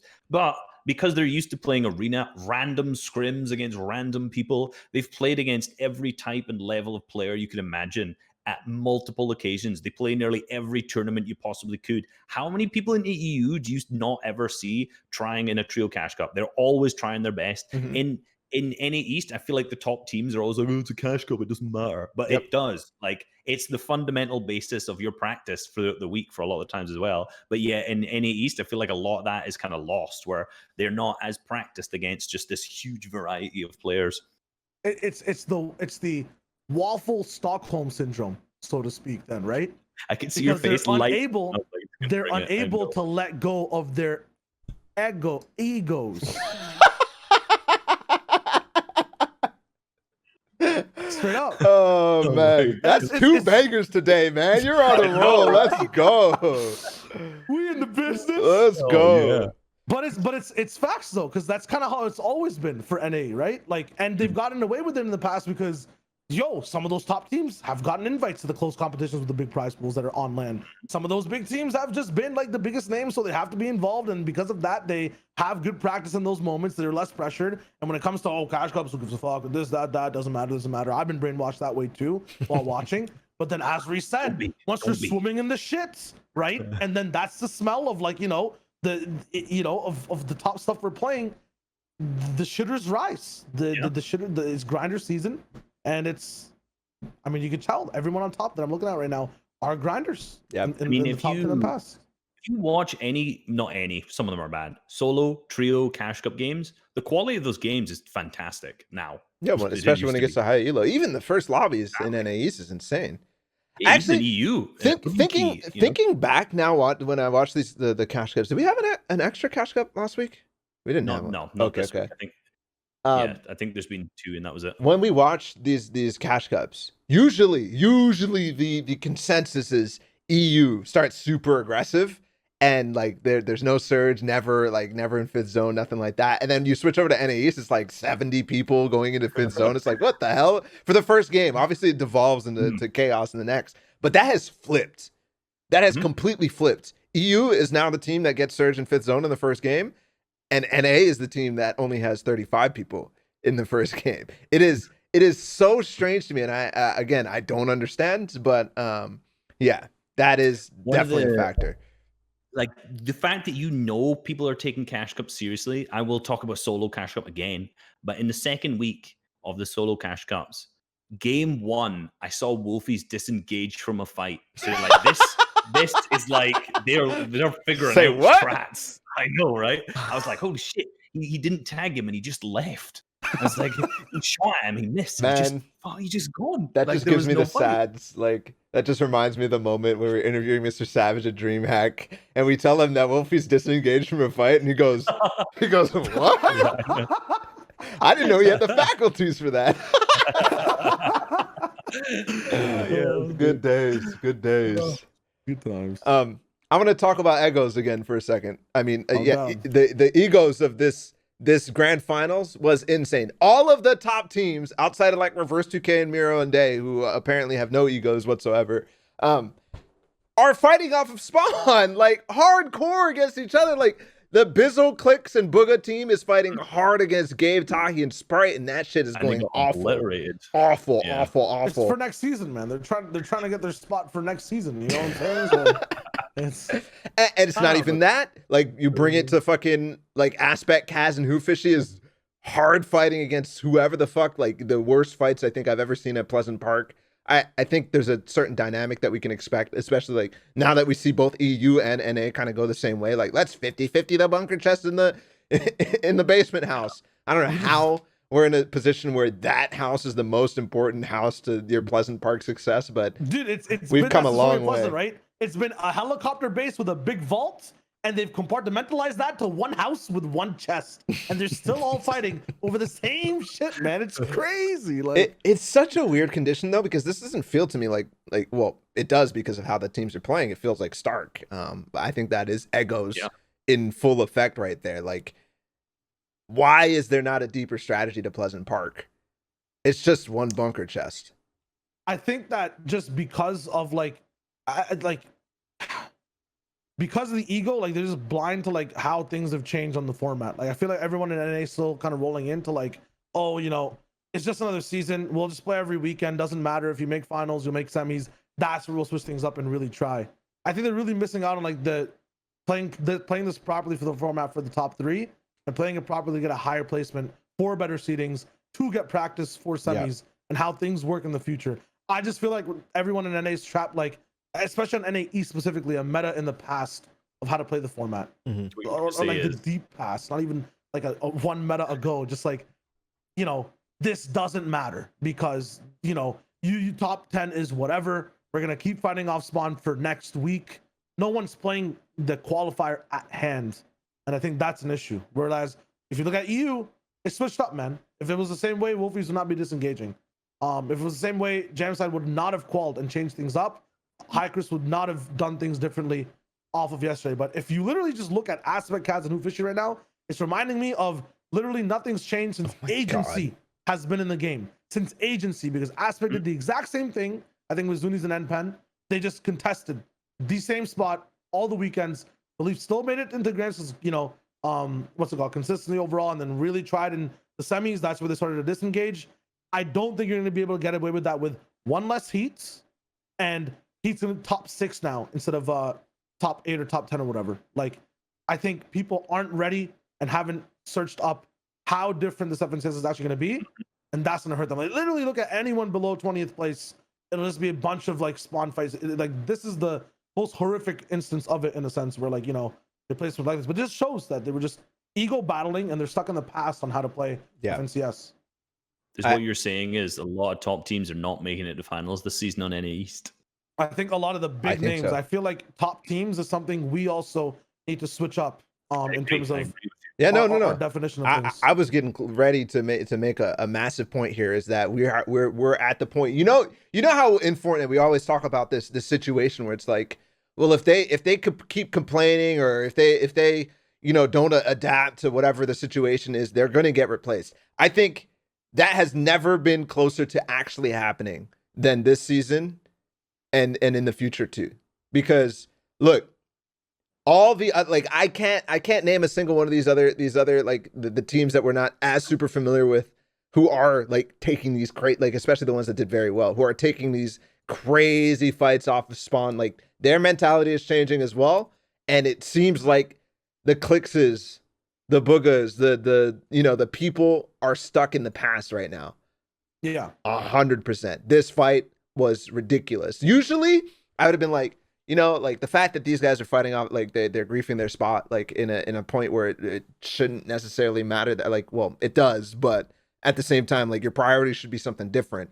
I would have been like, that's going to inspire all these other players to do the same thing.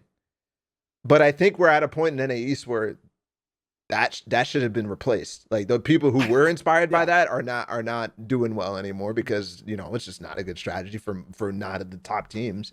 And now we're in a point where, yeah, I genuinely think that this is going to be the most turmoil in NA East that we've ever seen. And that's crazy, because this region generally has a lot of turmoil already. I still don't think it's too late though. Like, in terms of an analogy, it's like a football substitution, right? Like, you got to put that player card up. People got to switch off the fields. The players have to basically substitute each other. I feel like if you're substituting the top names for now the up and coming grinders, that player card is still just being raised up in the sky. Once we see the effect of not having the big names in grand finals, once we see the effect of, okay, who are we watching with the storylines for grands? You know, Emad, Amar, Gref G, everyone's gonna be watching Chimp and Tabney now, or Okus playing instead of Buga, Clicks, or Bizzle. That will be the replacement moment. Yeah. I don't think we're at the replacement moment yet, but once there is a big tournament and a big placement with majority, I would say 20 teams that are grinders instead of big names, I guarantee that's what's gonna happen, because the Eagles will still be there in grands. That everyone will watch. That's the problem, the man. gameplay of this stuff. Yeah. In my mind, that's a problem. Somebody says in the chat the viewership is gonna go down. That's where my head is at right away. You're saying, oh yeah, they're gonna take their viewership or whatever. That doesn't happen like that. I mean, I've seen it in countless esports. It's like the people who are established, they stay established no matter how well they're actually doing in the esport. How long have we had people who actually think that Ninja is one of the best Fortnite players in the world? Like he's not. Like like legit. That'll take a long time to replace. And Chimp and Tabney, I'm sorry, are not gonna start to blow up because they do well in one FNTASIA. The thing is, though, it's like I feel like they have a potential to be able to at least have a little bit of an explosion, because nowadays it's you type in on Twitter or you DM someone, they can edit an entire video for you, send it out, and the algorithm basically will pick up that, or if someone wants to watch how the fuck did this FNCS guy pop off, if Buga needs to go to the bathroom while he's playing Arena and he wants to pull up a video, Chimp and Tabney are not going to be shown to 20,000 people, right? Like if for the content to watch for an entire off season after grand finals, it's going to be these grinders if they end up winning. And it's so much easier to make that content now as a player. It's so easy. So I agree on the fact that the switch up won't happen, viewership will drop, but I feel like there'll be some form of roller coaster, some form of horizontal roller coaster, where like it's not going to go up and down, but it might go like sideways on how things look for the scene in terms of viewership. Sounds kind of fucking weird, but just on the way content gets worked on now. I feel like that's what happens. I do, like, we're on this like this hard like echo chamber right now about like NAEs getting replaced down the line and stuff like that, which I think is valid. I think that's valid. But specific instances like of Aspect, Kaz, and Fishy, or of other teams, Click, Booga, and Bizzle, like, who knows what's gonna happen down the line. I think somebody's in chat saying it's an overreaction, and I don't think for some of these teams it's an overreaction. Specifically, Clicks, Booga, and Bizzle, I think have everything that they've done this season. To me, it's not just this week. It is, what was it? It is FaZe Cup getting dropped on by Scented and Bizzle like tweeting, I'm getting dropped on by a FaZe member. Like, it's like he's not even ready to be taking these fights. I think obviously that's been a criticism of Bizzle like over the entirety of time, and still he's a great player. Still, I expect them to go to grands, but I think that this sort of thing happening over and over and over, season after season after season, is hurting like everybody who has that mentality. Yeah, it's not. I don't feel like. I mean, I don't want to talk for you guys in general, but I feel like we're not trying to look at the result as now a new storyline of this happening. The result is just an update or supporting evidence of a problem that's just been here and is now even more rampant. And can it change when one of these big teams qual? Sure. But once they qual, their ideology is not going to change in how they approach the system. And I feel like that will be their downfall ultimately. Unless they pop off in grands and whatever. I'll eat my words. It's Fortnite, it happens. But I expect it to. I mean, it's Clicks and Booga. Like, come on now. Well, most consistent FNCS players, like, come on now. Yeah. If you look at, you mentioned the Elite Cup, right? The FaZe Elite Cup. Remember, invite only, obviously, for, the majority of it. Obviously, there were people who qualified through as well. But if you look at the list of the players in that, and you compare, like, the people would classify a lot of those as like the tier 1, the top, the big names, all this kind of stuff. Compare that to the 33 teams here. It's like drastically different. Like, drastically, apart from some of the people who came through the qualification process, funnily enough. So hilariously, both Chimp and Tabney, Boyle, Except, and Snake. I think Dom, Dusky, and Spade. Literally, all these guys give you the open call in the FaZe Elite Cup. It's like, you're seeing a lot of, okay, you mentioned even earlier about invite only. This was a good example. It was a great tournament. They had a lot of those invite only people going in, and it's like, are they now?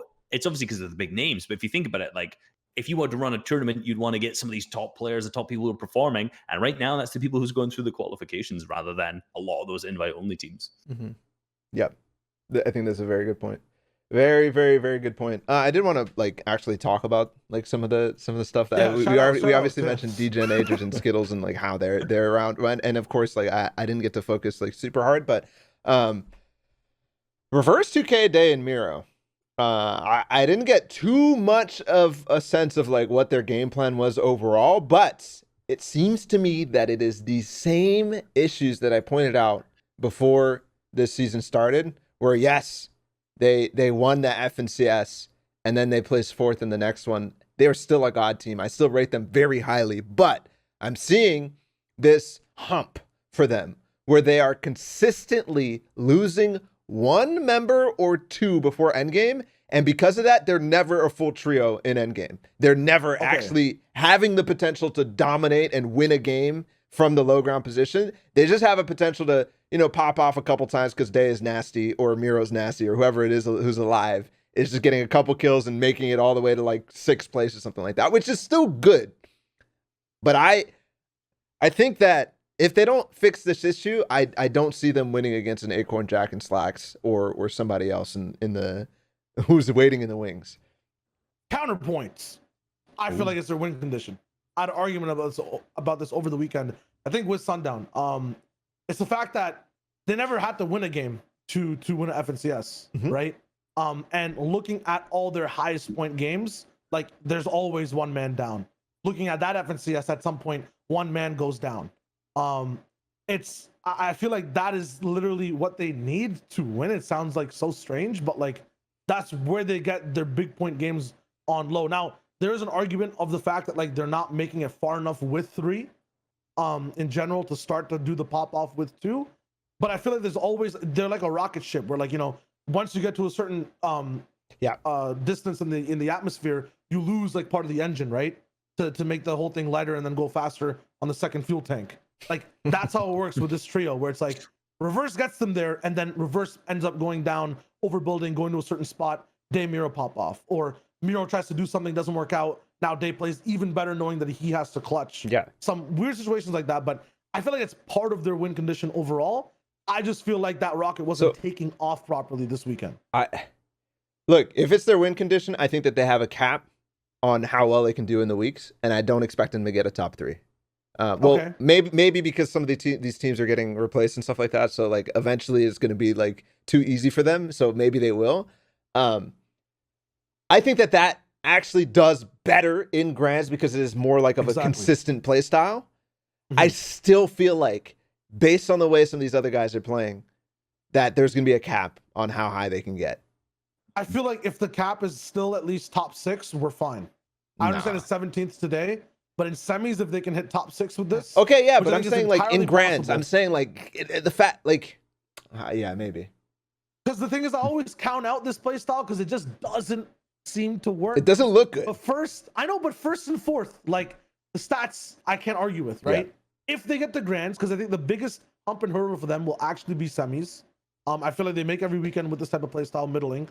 But like, if they make it to Grands, they will end up somehow doing well with the rocket strat. Like it just is what it is, and it seems weird, but yeah. I'm actually thinking like did the format change kind of fuck them last season? Like the top heavy shit? Because that play style leads to like top 5s and top 4s, you know? Yeah, and then the top, if you don't make, you know, if you're not in the equation for 3-2-1, you lose out on like 15 points. Yeah. Or not enough, or was it? I think and the interesting thing is thinking back to the season they won is like that was a season of pop-offs because of the mythic POIs and stuff like that. It was like, you know, teams like I forgot all the teams at this point, but like Booga's team, Booga, Avery, and Jamper, like popping off from Stark, like Bucky, dude, it's been so long. There's so many different team changes. Bucky's team, like popping off as well, getting a couple wins. Creo and somebody else as well. Like, and Zayd's team from Doom's Domain. Like, literally, that was a season of pop-offs. So, because those pop-offs are not consistent, a team like Reverse 2K Days and Miro's, like, easily is able to control that situation. You know? Yeah. That's wild to me. That is crazy. You could actually track how the formats and how the different metas have affected them, but meanwhile they stay like a rock. You know, you might have convinced me a little bit here. Well, I feel like this is so weird. It happens every time. I'm gonna convince you, but now I'm coming kind of on your side on the fact that like because of the format change, I think for grand finals, I agree with you. They're gonna have a type of cap where I feel like it might not even hit top 6 in grands. I feel like to be near the top, you're gonna have to win a game. Yeah, you're gonna have to beat that top tier placement and get elims, and I feel like that's very hard for this team because they're always a man down. Unless commandment sent it in edgy. No, man, because they have one person go down while they're like in top 3. Yeah, like that's the difference. And these guys are a trio to like the 9th zone, 30 seconds in. Yeah, but at least I mean, zone. more the point you said. I'm more intentionally when you're saying you need to win. At the end of day 1, they were first without any wins. Before obviously the next 6 games go on, and they ended up winning one of those. So like in terms of like to get up into that top, like you can do that without a win. But the problem is when you're talking about last season's top heavy, they had 2 thirds and a 5th, and then 3 other games where, like you said, they died at like 20th, and they had like tons of elims of those other ones. So like the top heavy one definitely is a problem for them. But like when you look at their games from this week, it's just kind of disappointing more than anything else, right? It's just underwhelming when you look at it, because at least you would expect one of these games to have like a massive amount of eliminations. You're like, oh, okay, there's potential. But if you look at the games, you're just like, well, there's it's also like the qual versus grand thing. It's very easy for these guys to shit on the big names because they're so wild, and like their style of going for aggressive edits is something you can't expect. It's something that you tweet about, like, why is this phase member landing on me? Like that type beat, right?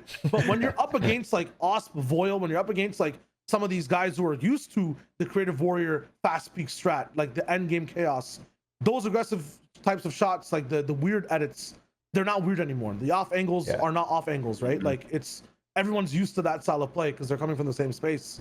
I like that analogy the ball made about, like, you know, them being a rock. I just feel like people are kind of noticing the shape and they're weathering them down now. Like it's just it's not that different. Like they're not as heavy. And things will have to change. And on your note for Scented Commandment, and is it edgy, dude? They're always switching teams. Okay, sick. It's just I think we're mostly talking about not like the low ground strat and not the no win strat being really good, because that always is. It's just their strat of having a man down is just not going to be as good, because obviously, you know, Scented low ground strat is absolutely insane. I don't know how they do it low ground against fire arrows while they're on wood builds taking 20 damage a zone. They still don't lose. Like, dude, these guys are just so wild with it, man. It's crazy. Look, I honestly have been like kind of sleeping on the top 3 teams who are waiting for us in grands already. You know, dude, they're looking at this NAE East weekends and just smiling, man. This is such good, dude. They are fucking chilling.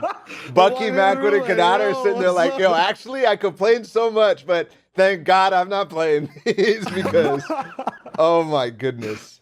Yeah, I think every single one of those, like they were top 3 last season, and I think they're sitting there just being like, yeah, we're gonna be top 3 again, boys. Like I genuinely think that those teams, looking at how this day played out, maybe Degen Agers and Skittles have kind of been like, oh shit. But you have to remember that the quality of this lobby compared to what the quality of the grand finals is going to be is drastically going to change. So yeah. Do you think that that's true for most regions, that the top 3 that have already qualified through are have a significant advantage? No, I don't. Not for most. I think EU specifically is actually like looking at this, like Hen Genis and Champix are wondering like, oh shit, right away. Like they struggled in Craggy already. What happens now when they get to actual Craggy in grand finals? Like I think they're concerned, and I think that Anas, Thomas, and Flick, while we said they're at dirty, they're watching this happen, and it's teams that like potentially could qual. I think that it's not as clear cut over there. Yeah, I'd agree. Nice. Yeah, I'm done with NAs. Shout out Tabney once again. Yep. Shout out Jamper. Shout out the rest. Shout out Rise. And let's go to NA West so we can wrap this up fast. Small notes on this one. Just talking about the state of everything in general. You see how I paused there on the transition just in case it didn't cut out? Yeah, you're really, really smart. Perfect. In the business. So I'll pull up NA West here. The sickest thing about West was that, like, I'm like, in terms of prep, I'm always like, hey, let me just Google, you know, Arkham Rex, Epic Whale, see what up, right? Like, and I'm ready for the show. and let's see what's up, let's see what's going on. We'll look at a few other teams. I'm like, oh fuck, wait a minute. Like, these guys aren't here. They're qualled, and they will be qualled for the next 3 weeks. So then I have to look at the entire page. I'm like, okay, seeing some consistent names here and there. But this is like, it's like a free for all. Like, it's a brawl now, NA West wise. Like, who can be on top? Who can take the viewership? Who can take the respect and prestige? It's really interesting. So much more so interesting than before. And then the top 3 teams that qualified as well are top placing teams from last season's FNCS. Wavy Jacob is Biscu fan, by the way, I believe. Just so you guys know. Yeah. Oh, okay. I thought Wavy Jacob was already called. Who is backpacked? I don't know. Let me check the. No, I just checked, just totally to go back to NA East for a second, and Skittles did change his name back from Skugaski 2K. Yes. I'm Skittles. disappointed. I'm actually disappointed because it was growing on me. I'm not gonna lie. I think it was just hard when everybody was when it was FS piece something, like it was just confusing. Peace Demon. Yeah, I'm not gonna try anymore. That's bad enough. My notes on NA. I wanted to talk about this because I think that the actual tournament itself was pretty cool. The final game, it was top 4 going into the end game. It was literally the top 4 teams were alive battling it out, and it was close. You can see it's only a 15 point or 14 point gap between first and second. I think that is so awesome. But you're right. When I go to NA West, like I generally just checking up on results. I'm just looking for Epic Whale in them, and I'm looking for all the other teams, and I'm like, like it brought up a weird thought to me, which was like, we're hyped about how, you know, the top 3 thing has made all the other regions interesting, or all the regions that we focus on interesting. I actually feel like it's like kind of backwards for these smaller regions, because the teams that are gonna win are and we just said that that's kind of the same thing in NA East, where the teams that are going to win are sitting there waiting, and everybody expects them to do well. But I think in NA West, it's like the most clear cut it's really ever been. So it's cool, and at the same time, I'm like, maybe the format doesn't work for these smaller regions, you know?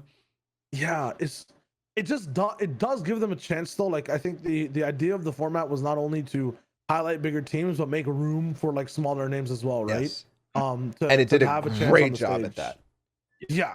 Because there's a lot of like these consistent teams, like, dude, these guys who ended up winning Chris Xolithi Frat by like people like Macon, like these guys are consistent top 10 teams in the whole region that are never really talked about and never really have the limelight, because they're top 10 behind Arkham Rex and Epic, or, you know, behind Barit and Wavy Jacob. It's nice now. It's going to be even nicer next weekend to focus on the team and tune in with their stories, like all the other top 10s and the 5th, the 6th places. And they also get comfortable, right? The EU effect, I think I'm going to dub it now. When top teams are qualled, they might not be shivering in their boots, but all the other teams are getting confidence, being able to explore their spots, being able to, you know, drop at some strong POIs. Yep. And then, you know, something interesting might happen in the grands. Who knows? Bro, it's a hyperbolic time chamber, I think, in small regions. Yeah. The more I think about it, the more it's like, holy shit, like they actually just get a place to learn, a place to actually win, a place to actually feel what it is like to win, and not just be on the heels of Epic, Arkham, and Rex. You know? Like, it's actually one of those moments that could actually end up being a place for people to get better and actually be able to challenge. I don't think it's going to happen this season. Yeah. No, I don't see it happening this season, unless somehow there's like a Virginia effect in NA West, and there never is, man. I literally, it's the one place where I can tune in and just see like the Discord as who's playing. Yeah. And every time I look into Discord and see 3 people in a channel over and over again, I'm like, grinders, bro. Let's go. Going on.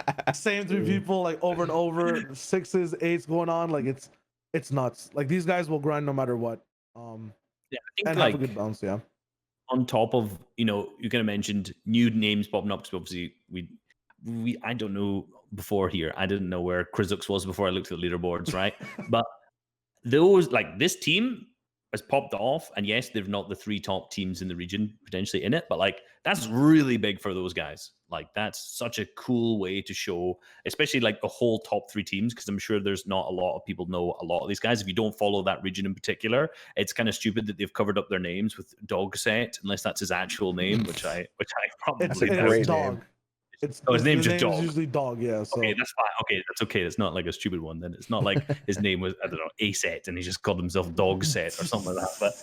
But like at the same time, you know, that's big promotion for those guys, and it's similar to, like, I'd say, you know, you have these, I would say underrated. I don't want to be one of these kind of people, but unknown people win a cash cup, right? Like, ooh, that's cool. You start to recognize their name. If they'd placed fourth, would I have recognized? Would I have really looked at them as much and be like, because there's three of the best teams above them? Probably not. But that's like, I mean, a really you're cool gonna VOD review Arkham, like you're gonna VOD review King, Yep. you're gonna VOD review Soriano, right? Like you're gonna VOD review all the big names that are rolling there because you want to see what they changed. It's just that's now locked, right? We have to wait, and we'll see what their updates like, and it's cool to see the smaller names and what they do. Yep. Facts. Cool. Cool. That's the FNCS. Fun week 1. Yeah. And I think the biggest thing to look forward to in week 2 is the top 3 to Grants format. It'll be nice to see with 3 less teams now, with 6 less big teams in the region, in every single region, how Qual 2 plays. Speaking of less teams, there's another effect going down that is lessening the teams per region, specifically in NA East. I don't know how accurate this tweet is, but I'm just putting it up to see what's up. Some snake innings happened last night. Your boy's internet cut out, so he was just on his data plan phone, and my Twitter feed started blowing up. People memeing the looking for one with Floppy, looking for one with Blake and whatnot. But like, it's like apparently like a day before the FNCS, trios are splitting up. Not even a day, hours, mere hours before FNCS, trios are splitting up. The conversation yesterday was all about Illust, at least in the late hours of the night, splitting up with trios. We might be getting had in what's it called? A Janice Chapek's type of way in terms of how things are looking. You know, is it real? Is it an April Fool's? But it's just crazy that the potential of this is even possible. Per Bucky's analysis, it's not really like once again, not sure how deep into this we're reading overall. It's a cool thing to look at. Look, I'm just letting you fucking go forward now, though, like evil plan, because I'm not commenting on. I have no clue what's happening, and honestly, look, the one thing I'll say though, is that, like, I think NA East, I did not expect them to be the ones who are having all this snake. Oh, actually, I guess I did, to be honest. The last couple of seasons. Have to, man. I think my point is, like, I thought that there was going to be a lot of these teams who understood what the idea of having like consistent trios throughout the season is, you know, but they're completely ignoring all of that shit and just like letting the trio brand go. Like they don't give a fuck. Like they're letting people be confused. Like of 5 words, man. There's these 5 crazy words that can pop up in your DMs. The first one's yo. The next one is how is your trio doing? I think hopefully that's 5 words, but when that pops, fuck, man. When that pops up, all right, minus the yo.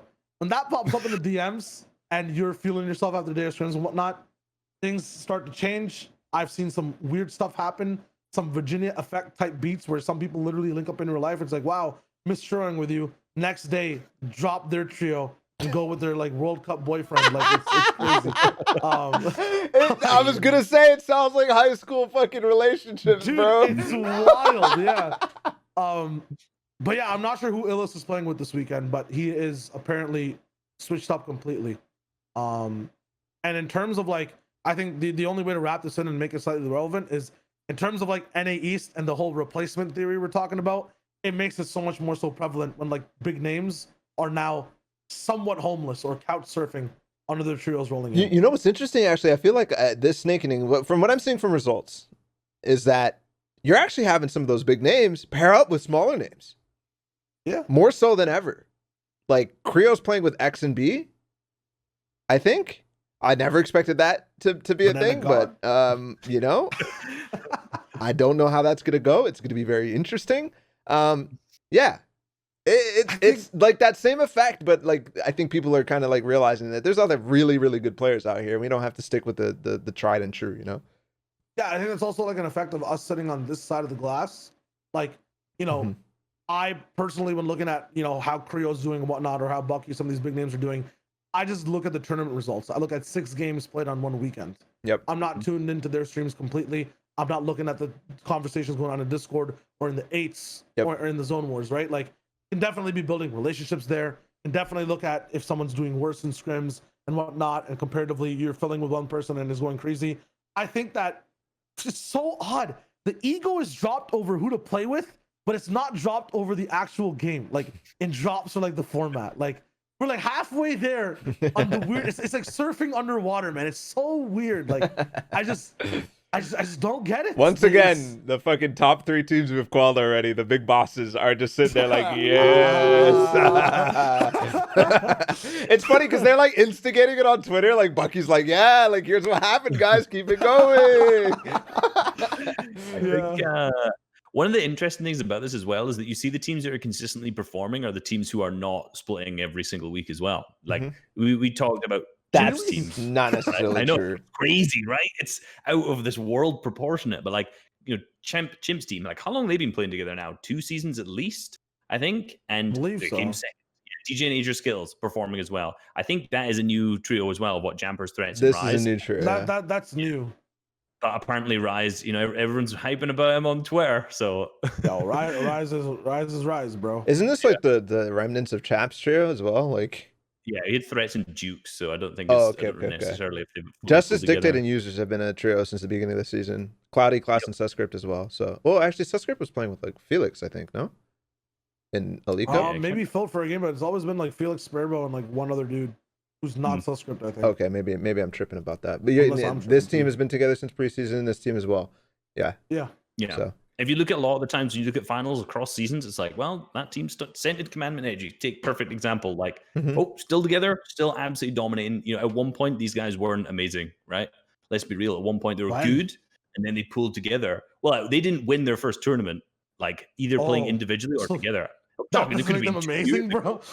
No, they struggled when they first formed in what was it, Caddy season? Remember? Caddy and Stark season. That's when they struggled. Was it Caddy and Stark season? No, Stark season was after that.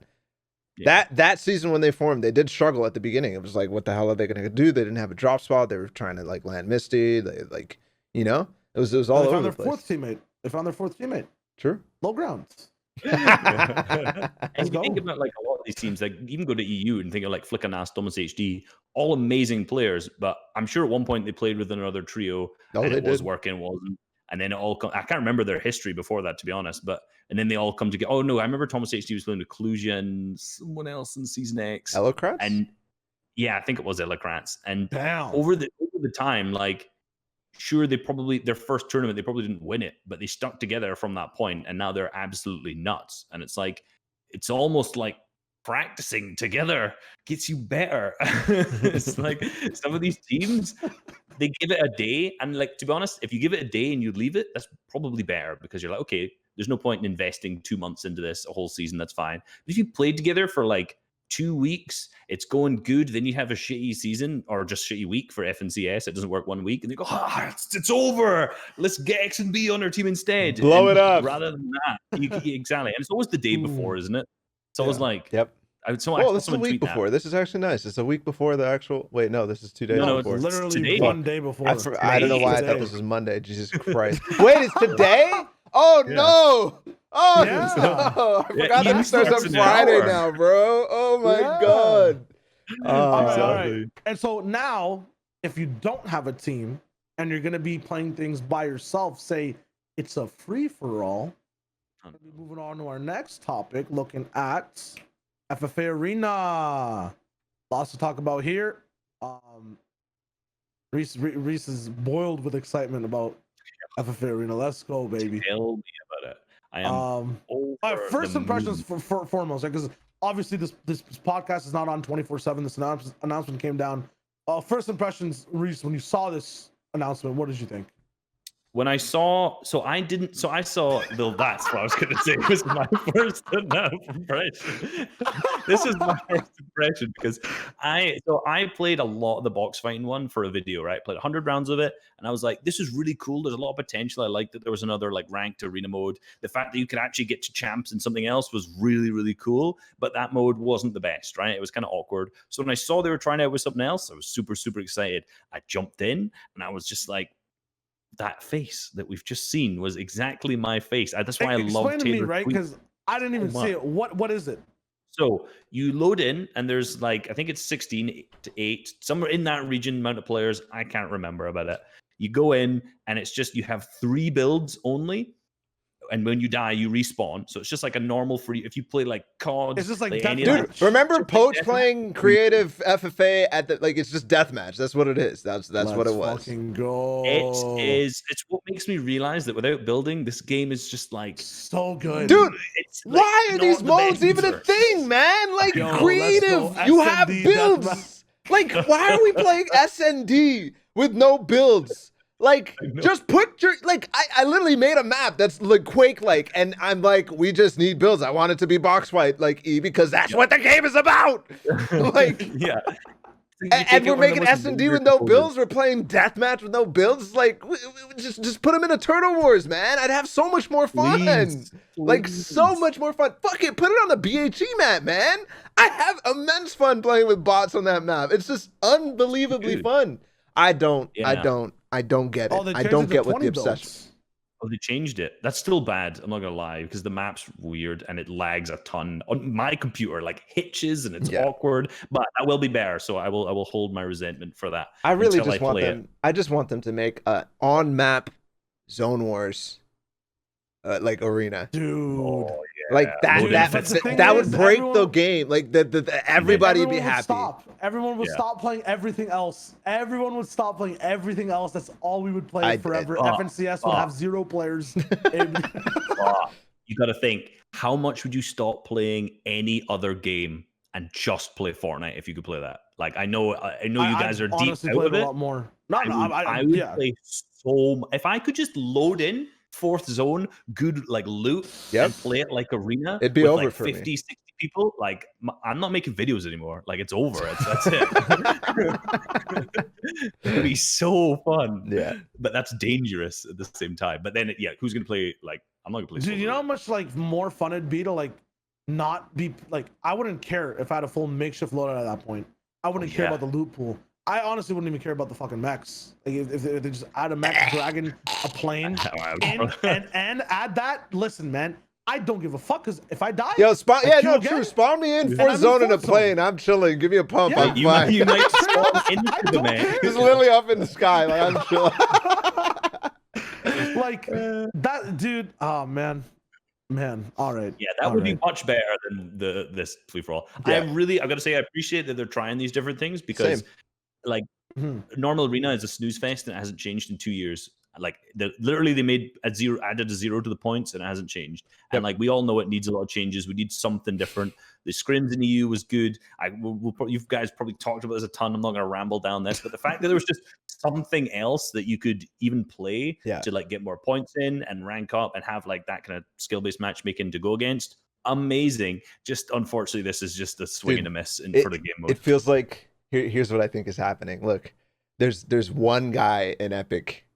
Fucking somebody's there. They're like, we just really need like actual game modes that are smaller and bite-sized that you can actually play in, that aren't for the casual players, that are for people who are good at the game and like the building aspect. Well, I don't understand for this point, but it's just them trying to prove to everybody else in Epic that it is a thing that people will play. But he's not getting any dev support, bro. He's just like, yo, can you put like just make it the arena mode that already works. Just make it and just make it in creative, like and just use this map code. Trust me, please, just try it. That's what's happening. And it feels like the same thing for SCRIMS. Like, you know what I'm saying? It's just one guy trying his hardest, bro. With what he has. There's been enough changes in the SCRIMS where day one I would have said exactly the same thing. Yeah, we'll get there. We'll get there. But it feels to me like somebody is definitely trying to prove a point. And eventually there should be dev time added to something like this, where it gets the love that an LTM gets, for example. Yeah. That'd be sick. Like an LTM arena, solid gold arena. I wouldn't play it, but I think it'd be fun. Yeah, no, I think a shit ton of people would play it. Like, yeah, exactly. I think people don't realize how much casuals play arena right now. Like, it's probably it might honestly, well, probably not more than pubs, but just because it's like an extra menu. Like, people don't understand menus. But yeah, I hope eventually something like this gets dev time, because it really sucks to me where you load into one of these modes and it's like creative, and it's like you gotta wait for the people to join. It's like start time, and there's like, and then it's like you're warping places. You don't understand what's going on. Your supported creator code thing is coming up. You're like, I don't want to support this random guy. I don't know who he is. Like over and over and over. You're like, what is happening? Where it's so obvious that it's like a creator supported thing where it has all the creative lag and all that, I guess is my point. Yeah. Cool. Good step. We'll see in time. Bad execution. Good step, and it'll land hopefully soon, 100%. We're talking about things that are also steppy. Dude, screw the segue. Pull up the Aura scripts. Talked about it, man. Let's get them on the goddamn page. There they are. Adjustments that went through with them. There was an announcement on how it goes down, and then apparently it was Floppus Maximus. People were, you know, Kiki, do you love me, in their feelings. It was unfortunate the first day, but then they upgraded, right? They upgraded a little bit, and they upgraded twice, I believe. This was the first change. This is the first change. Yeah. And then this is the second change. They went from Division 8, and then they made it up to Division 9. Even if you need a whole Next week is gonna be Division 9. next week, Division 9, sick, and you need like 200 points. So that means that they incentivize people to play this week and play well to get those points. Well, that's actually that was like for tonight. That was for tonight. You know how they relegated everybody from Aura. They're like, all these pros are fucking like no point in trying to make anything for them right now. And then they made it so that people who actually tried. So this was basically like bringing that skill floor up for the next day. Nice. Which, and then how did it go? Was it good? Well, amazing. Like really, really good. I was watching Diego GB's stream last night. He was playing them. He was like first on the leaderboard or something like that. Fifth zone surge consistently. That's not something that like any scrim Discord is really outside of like, you know, the most private of privates has achieved like in 3 days. Like I thought that the flopping at the beginning was gonna really, really hamper everybody, but it appears that if you just like have a system where you know top players, yeah, you know, where there's a point to it, there's still incentive, but you also have the tools to be able to make it like eliminations don't count for anything type of thing, where stuff is understandable. It's actually in game too, right? You know how thing. You know how like in when you're playing customs and you're playing like scored scrims and stuff like that, you never have the pop-ups or anything like that. So like people legitimately, if they don't read the instructions in the Discord, they have no clue what the formats are. But in this, like, it's literally in the game and popping up as the placements come in. You realize you're not getting any points for kills, like stuff like that. Like people are educated much better. I think this is a really, really good step, and I hope that they can actually maintain that for Aura. And I hope that they're going to be able to like actually promote people who deserve to be playing in Aura, people who have proved that they will take it seriously no matter what. I honestly think that like the fact that the pro players started off playing and the fact that it was shambles and they all think that it's worthless is like good, because they keep, you know, Mitra out of keying the lobbies, you know, that type of stuff. They keep those guys away, and eventually they'll be the ones who we're trying to who are trying to convince themselves that it's worth playing for them. You know, it's like the opposite. I love the bottom up approach rather than the top down approach. Yeah, I think it's like you said, it's good that they canceled that top down approach instantly, and they're like, okay, this sucks, get out. And that's one of the things that I've been super pressed, because I was not depressed to start with when I saw the first day, and I was just like, I'm so disappointed with everyone just playing. Like, I load in first game, there's 6 people alive. Our moving was like 9 people first game, and I was like, this is just arena. Like, this is actually worse than an arena game at the points that I was at. Yeah. And then like the next day it gets changed and the games are exactly the same. I don't really know, because we died off spawn every single game. And then the one day we didn't play, obviously the games were incredible quality, and I'm like, okay, that's good. So you've taken out all the people at the top, and I think what will happen is Aura Scrims will become not necessarily the people who are tier 1 players in particular, probably in EU, but it'll be the people who are willing to practice and to play, and who will have huge potential for the future, because they're willing to actually play it properly. And especially if they keep the ratio of like super high placement to almost no eliminations, you're going to keep out the people That's who key just for practice. Oh, 100%. That's Yeah, even the like most small important thing. tournaments. Yep. Totally agree. And I think like if they give the incentive enough in opens, especially I like the fact that like it's Tuesday, Wednesday, Thursday, and like the leaderboard's cumulative across the whole week. And that matters in some way. Like, who knows what it'll be? Because clearly they're just changing stuff, trying it out, which is really, really cool. Yep. Like, Yeah. I hope that that'll be consistent. It's like, right, cool. We have 1 week of leaderboards, get to play 6 games every night. I would load in every single Same. day and play those if they were high Back in quality the day, games. Even if it's like, I'd be chilling. You remember That's the it. times, Shai, we were playing the late night scrims? Like, Yeah. it's just so easy. I love this idea. Just give something to play. Like, if we can get to a point where you can actually hop in for like maybe 6-7 hours of the day at some point into real competitive games, dude, comp is gonna explode. Like because people still don't realize just by playing Arena how much fun an end game is. As soon as you get that feeling and you're playing deep and you actually do well in a game, once you reach that point, all of a sudden everybody gets that. That's the moment of people getting hooked on that shit. That's how competitive Fortnite is grows, you know? Think about your dialogue, like when you're playing, like me, for instance. It's like everything in early game is like, fuck this chest, Orange's ass. Dog shit, bro. Why are you focusing? Like, what is this bullshit? Sharks? Why is this in the game? And then as soon as like, you know, you see 6 zone, it's like you shut up and like it's just immersion and like there's no complaints and you get attacked for 180. Doesn't matter. You gotta fucking move. You're gonna die to zone. No time to complain. It's just lit, man.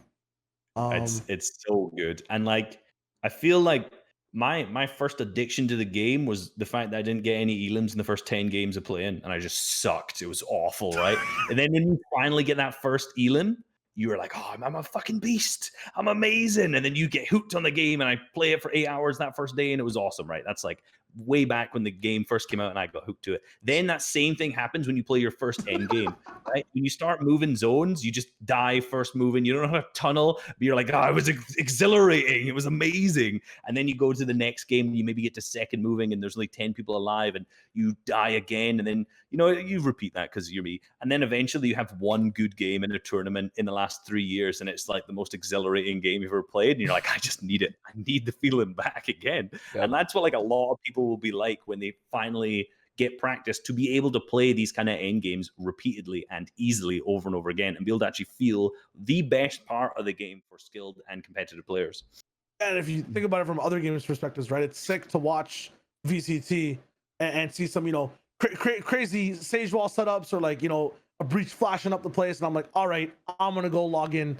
I'm going to play this character. It's going to be sick. Let me get that experience. Let me queue for comp, gold, silver, plat, immortal, doesn't matter. It is what it is. League, damn, can't believe Bjergsen just popped off on Zed. I'm going to go 0-10. Don't care, but I'm playing this character for the rest of the day, right? For Fortnite, it's like you watch an end game to pop off. It's dope, but like to get that real competitive experience, you queue Arena for it. Like it's tough. You queue Zone Wars. What, you know, what do I do? Dude, there's a portion of people who watch an end game. They're like, this is fucking stupid. Like, I can't understand what's going on. Like, the guy on height is just like, what is this? This is stupid. Why is everybody camping in their boxes? And then they, like, as soon as they play, it's just instant understanding, you know?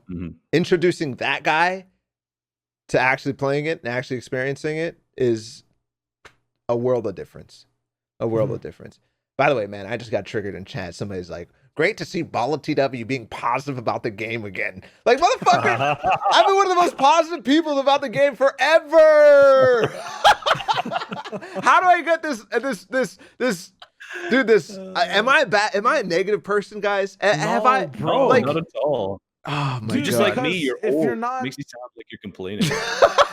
Like, that's just, when I put out anything, most of the time I'm like, yo, this is actually really cool, but there's a little problem. People are just like, oh, you just moan all the time. I'm like, I just want the best, guys. Come on. And I'm sure people think the same about you. It's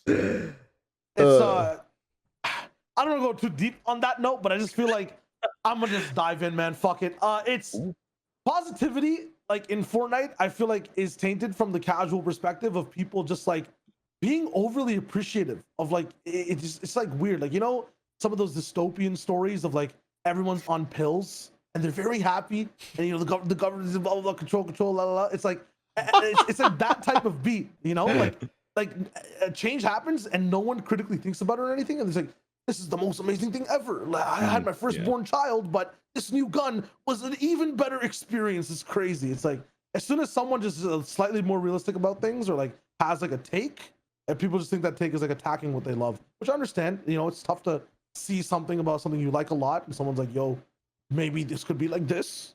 But like, yo, what are you saying, bro? Like, are you stupid? Why are you so negative? Actually like, makes sense. relax, That man. actually I vibe with that like idea a lot. That image. Yeah. That's maybe that's what why. happens. That might be a little It's deep, not just you know, Fortnite but too. when I Also, see it's not your fault entirely. You're not the wrong. It's just, yeah. you know, the like rip Fortnite, and then also it's like thank you Fortnite. It's like it's like, bro, are we in the same dimension? Like, what is going on? oh man. Yeah. Next. I'm the host. Crap. Yeah. You are. Boom Wake up. TV's Code Red presented by Xfinity. Fucking something that stop. Like happens. it's not. You're not casting it anymore, Doesn't man. matter. I'm defaulted. Death and decay are upon me. Okay. Here are the results. You know how it goes. God damn, this is cut out. It is what it is. There we go. Woo! We got Stretch and Edgy on top with the actually dope post-game interview. It was just kind of nice, surprisingly. True.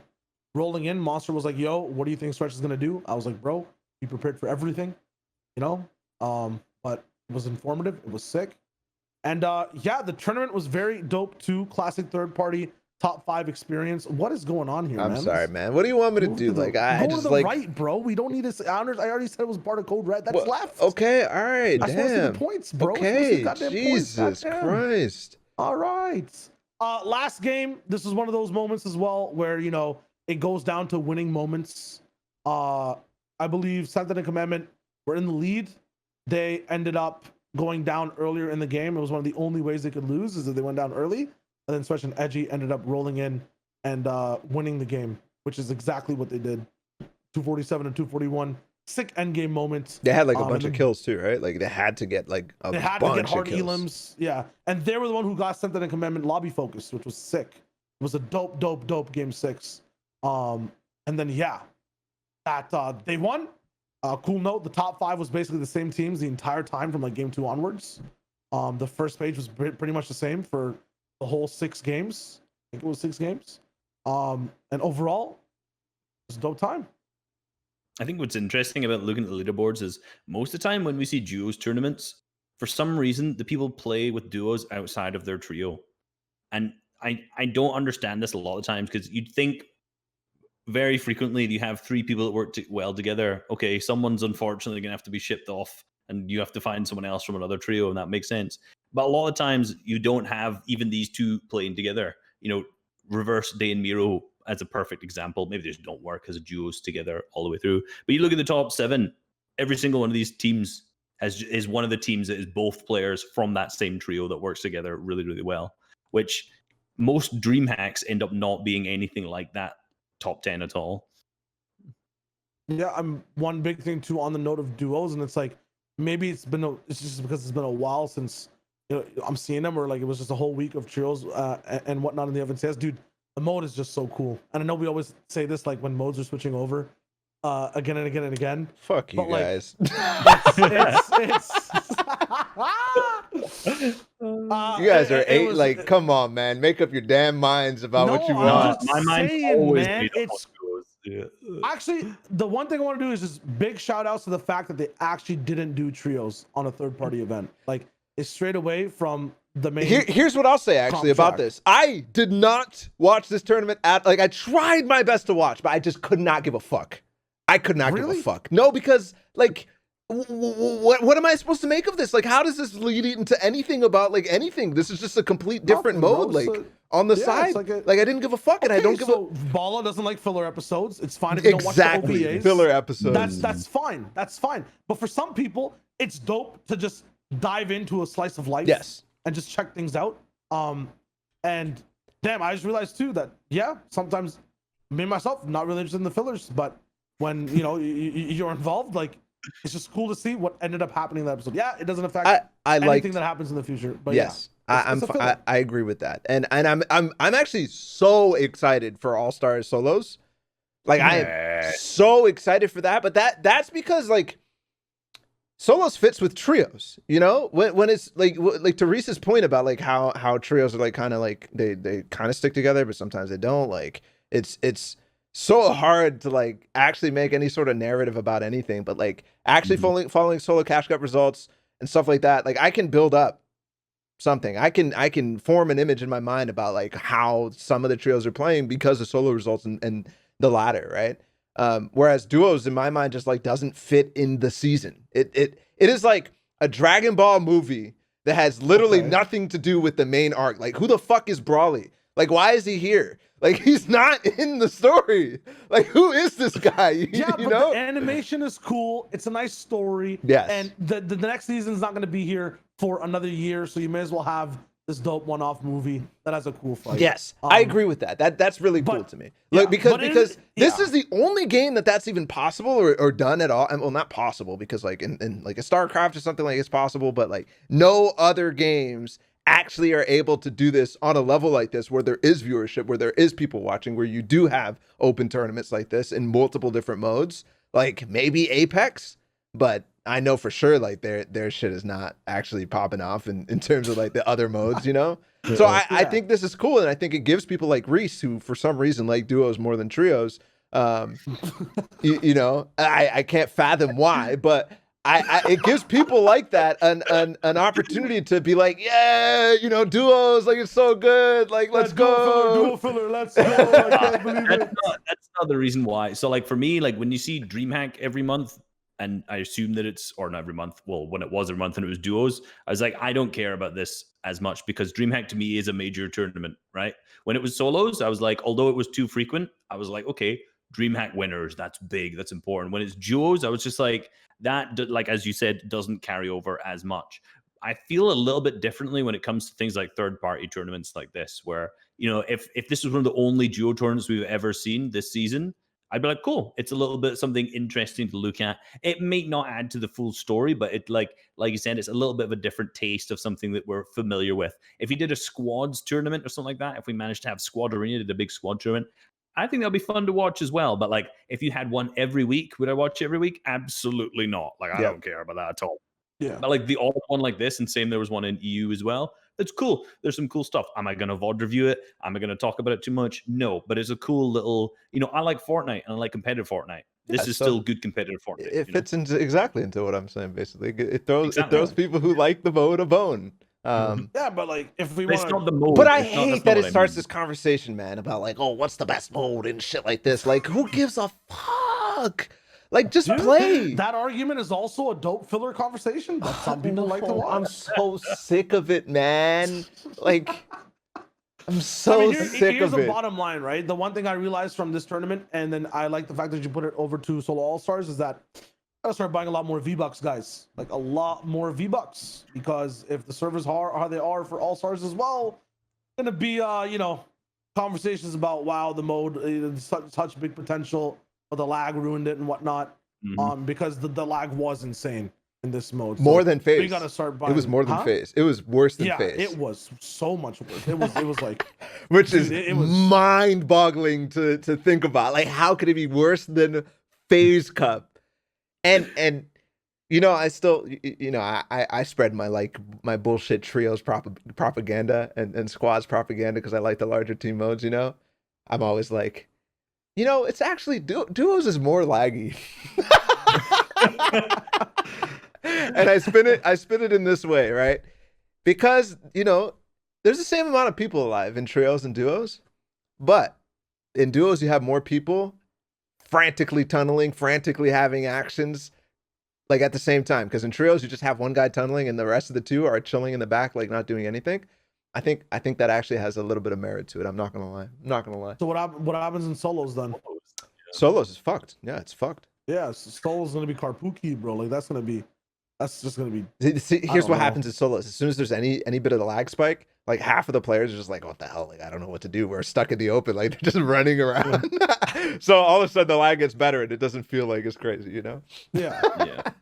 I feel like there's a dope fix. Like, they just need to get like a dude there for like the grand finals, randomly pick off teams he sees on the map, like 200 storm surge damage. Boom. Until like the lag is gone. Like, Full he's Darwin looking at the project? lag meter. Yeah, just, like, man, it's laggy. That high ground team, boom. Is it gone? Two more duels, boom, boom. That'd be entertaining, dude. Yeah. I think that third-party tournaments need to understand right now that when they use the spec mode or whatever is causing the lag, and I think Epic needs to step in and say, like, for these people, give them advice on not causing this amount of lag. Like, because there's this thing with Aussie was talking about this thing where like it's the same tournament, same format, same amount of spectators on OCE, no lag. What? Yeah. And his entire theory, we can try to pull it up, I guess, but his entire theory on it was on the fact that AWS servers are a lot more in traffic during NAE's peak times, like across all games and whatnot, because servers are being used across things. I'm on pretty OCE sure times, that's not how that works. Yeah, so I was thinking about it, and I'm like, this sounds kind of off, but the main point of the whole thing was a similar tournament with very similar amounts of people alive at certain stages of the zone on the exact same format has no lag. Yeah. How is that possible in OC? Someone chimed in from I think it was either Brazil or Middle East and said same thing for us. Our tournaments similar surge, there was no lag, but for NAEs for some reason it is plagued, like plagued. Yeah. Bro. Is it the guys hosting it? Like, do we have to pick different hosts? Like, you know, like in game, like I don't know what it is, because apparently he said same amount of specs. Yeah, same amount of specs. So like from what I've seen, yes, doing the live spectator adds lag, but it's not an incredible, insane amount that's like hugely different. The biggest difference between tournaments and obviously third parties is the fact that it's used on Arena and it's just a custom mode rather than being like a full-blown tournament, which we assume based on the fact that pings are different, etc., usually is on different servers. So maybe that's true, may that not be true. Quality difference. I need to watch that video.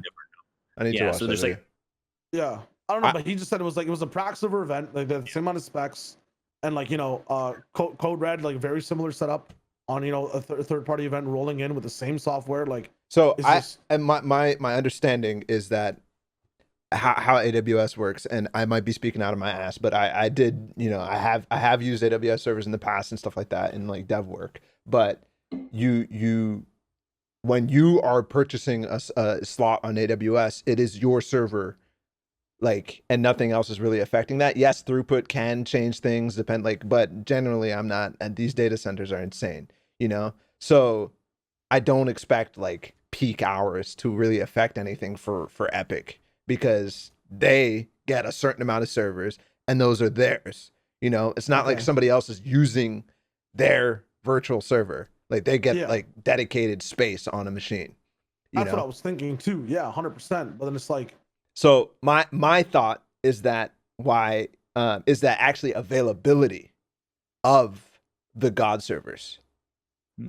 That is, you know, Epic might get a certain amount or whatever, and their matchmaking systems like automatically allocate the tournament servers or whatever for certain portions of whatever, you know?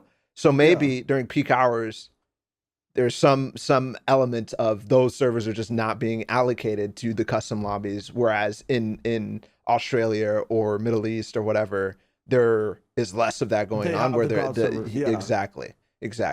But it is a good and interesting topic. Actually, that's very well done from Aussie, if that's like a conversation at all.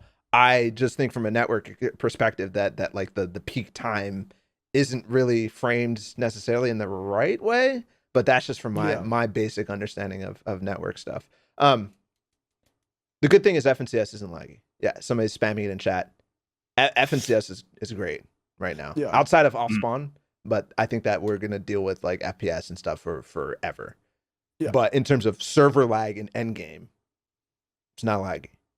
Yeah, what's weird is like it isn't, but Arena and even some, like I played one of the LTM cups and it was horrible. What? Like, I mean, horrible lag. Early game, I mid heard game, that from EU. game was fine. Even Yeah, it Arena was like you're having trouble so picking up bad. weapons. Like Yes, like you should see. Obviously, all of the loading screen and like the loading island is always bad. But like I mean, when I say you jump in, it feels like you're playing 100 ping, like 100 people alive moving in game. Not even 50 people moving. It's like 100 moving. It's so bad in the loading screen in early game. And when you get into game in Arena, it is like a completely different game than playing creative. And obviously, like different server, like 30 ping rather than 0, blah blah blah blah blah. But it's like it is a whole other ball game playing, and like it's not like I have a crappy PC or anything like that. It's just purely the game mode feels completely different. And like I said, like the LTM tournament, which you would think would just be something really simple, was incredibly laggy all the way through it. Actually, funnily enough, until endgame, when endgame feels fine. It's just like early to mid feels really awkward. That's weird. I have been seeing those reports, but I don't know where they stem from. I haven't felt it myself, so I can't really comment. No, I watched like a season of Mr. Robot. Like I can concur about all the stuff that's being said. 100%. Yeah, I'm not really into Pokemon. Yeah. What? I don't know. I thought you were saying some random shit. I just wanted to say some random shit. Oh no, it's like a show about like the hackers. Hacking, and stuff. bro. Oh, okay. Like he works at a networking. Okay, man. Like, god damn it, bro. Like, all right. Well, had the extra topic there on that connection stuff, but that's pretty much all we have to talk about today. Yo, Reese, bro, how's it feel? Was it a fun time? It was fun. I didn't say Howler though, so I feel like I've not replaced Levin fully for this episode. I've not really peaked out, but it's been really good fun. So thanks for having me. You want to rant about something to get that Levin effect in, and say Howler at the same time? I don't think I have anything to rant about right now. I'm in a a good stinker. mood. Stinker, bro, stinker. Shut up! Shut up! That was good. All the stinkers and howlers have been bad, but that's shut up. You've got that nailed. Okay. I've watched that clip too many times, so it's absolutely accurate. Yeah, if you guys are watching, you're in chat and you haven't subscribed to the YouTube, please go do that. I'm going to get the link for it right now and spam it in, and then we can go have that happen. And yeah, like the video, comment when it goes live. What are they commenting, Shad? Tell them something to comment for engagement. Yo, yeah, if you guys have made it to this portion of the video, comment where is 11-2K? Question mark. And you can highlight your comment, because that's maybe. Yo, why isn't this showing up when I search it, bro? It's not that serious. You can't find your own channel. Okay, Please outro. Anyways, thank you. So yeah. Some of the stuff, yo, if it's on Spotify, what is up? Go watch the video because there's content in there. Thank you guys so much for tuning in today. And as we always say in ye old words, have a great day.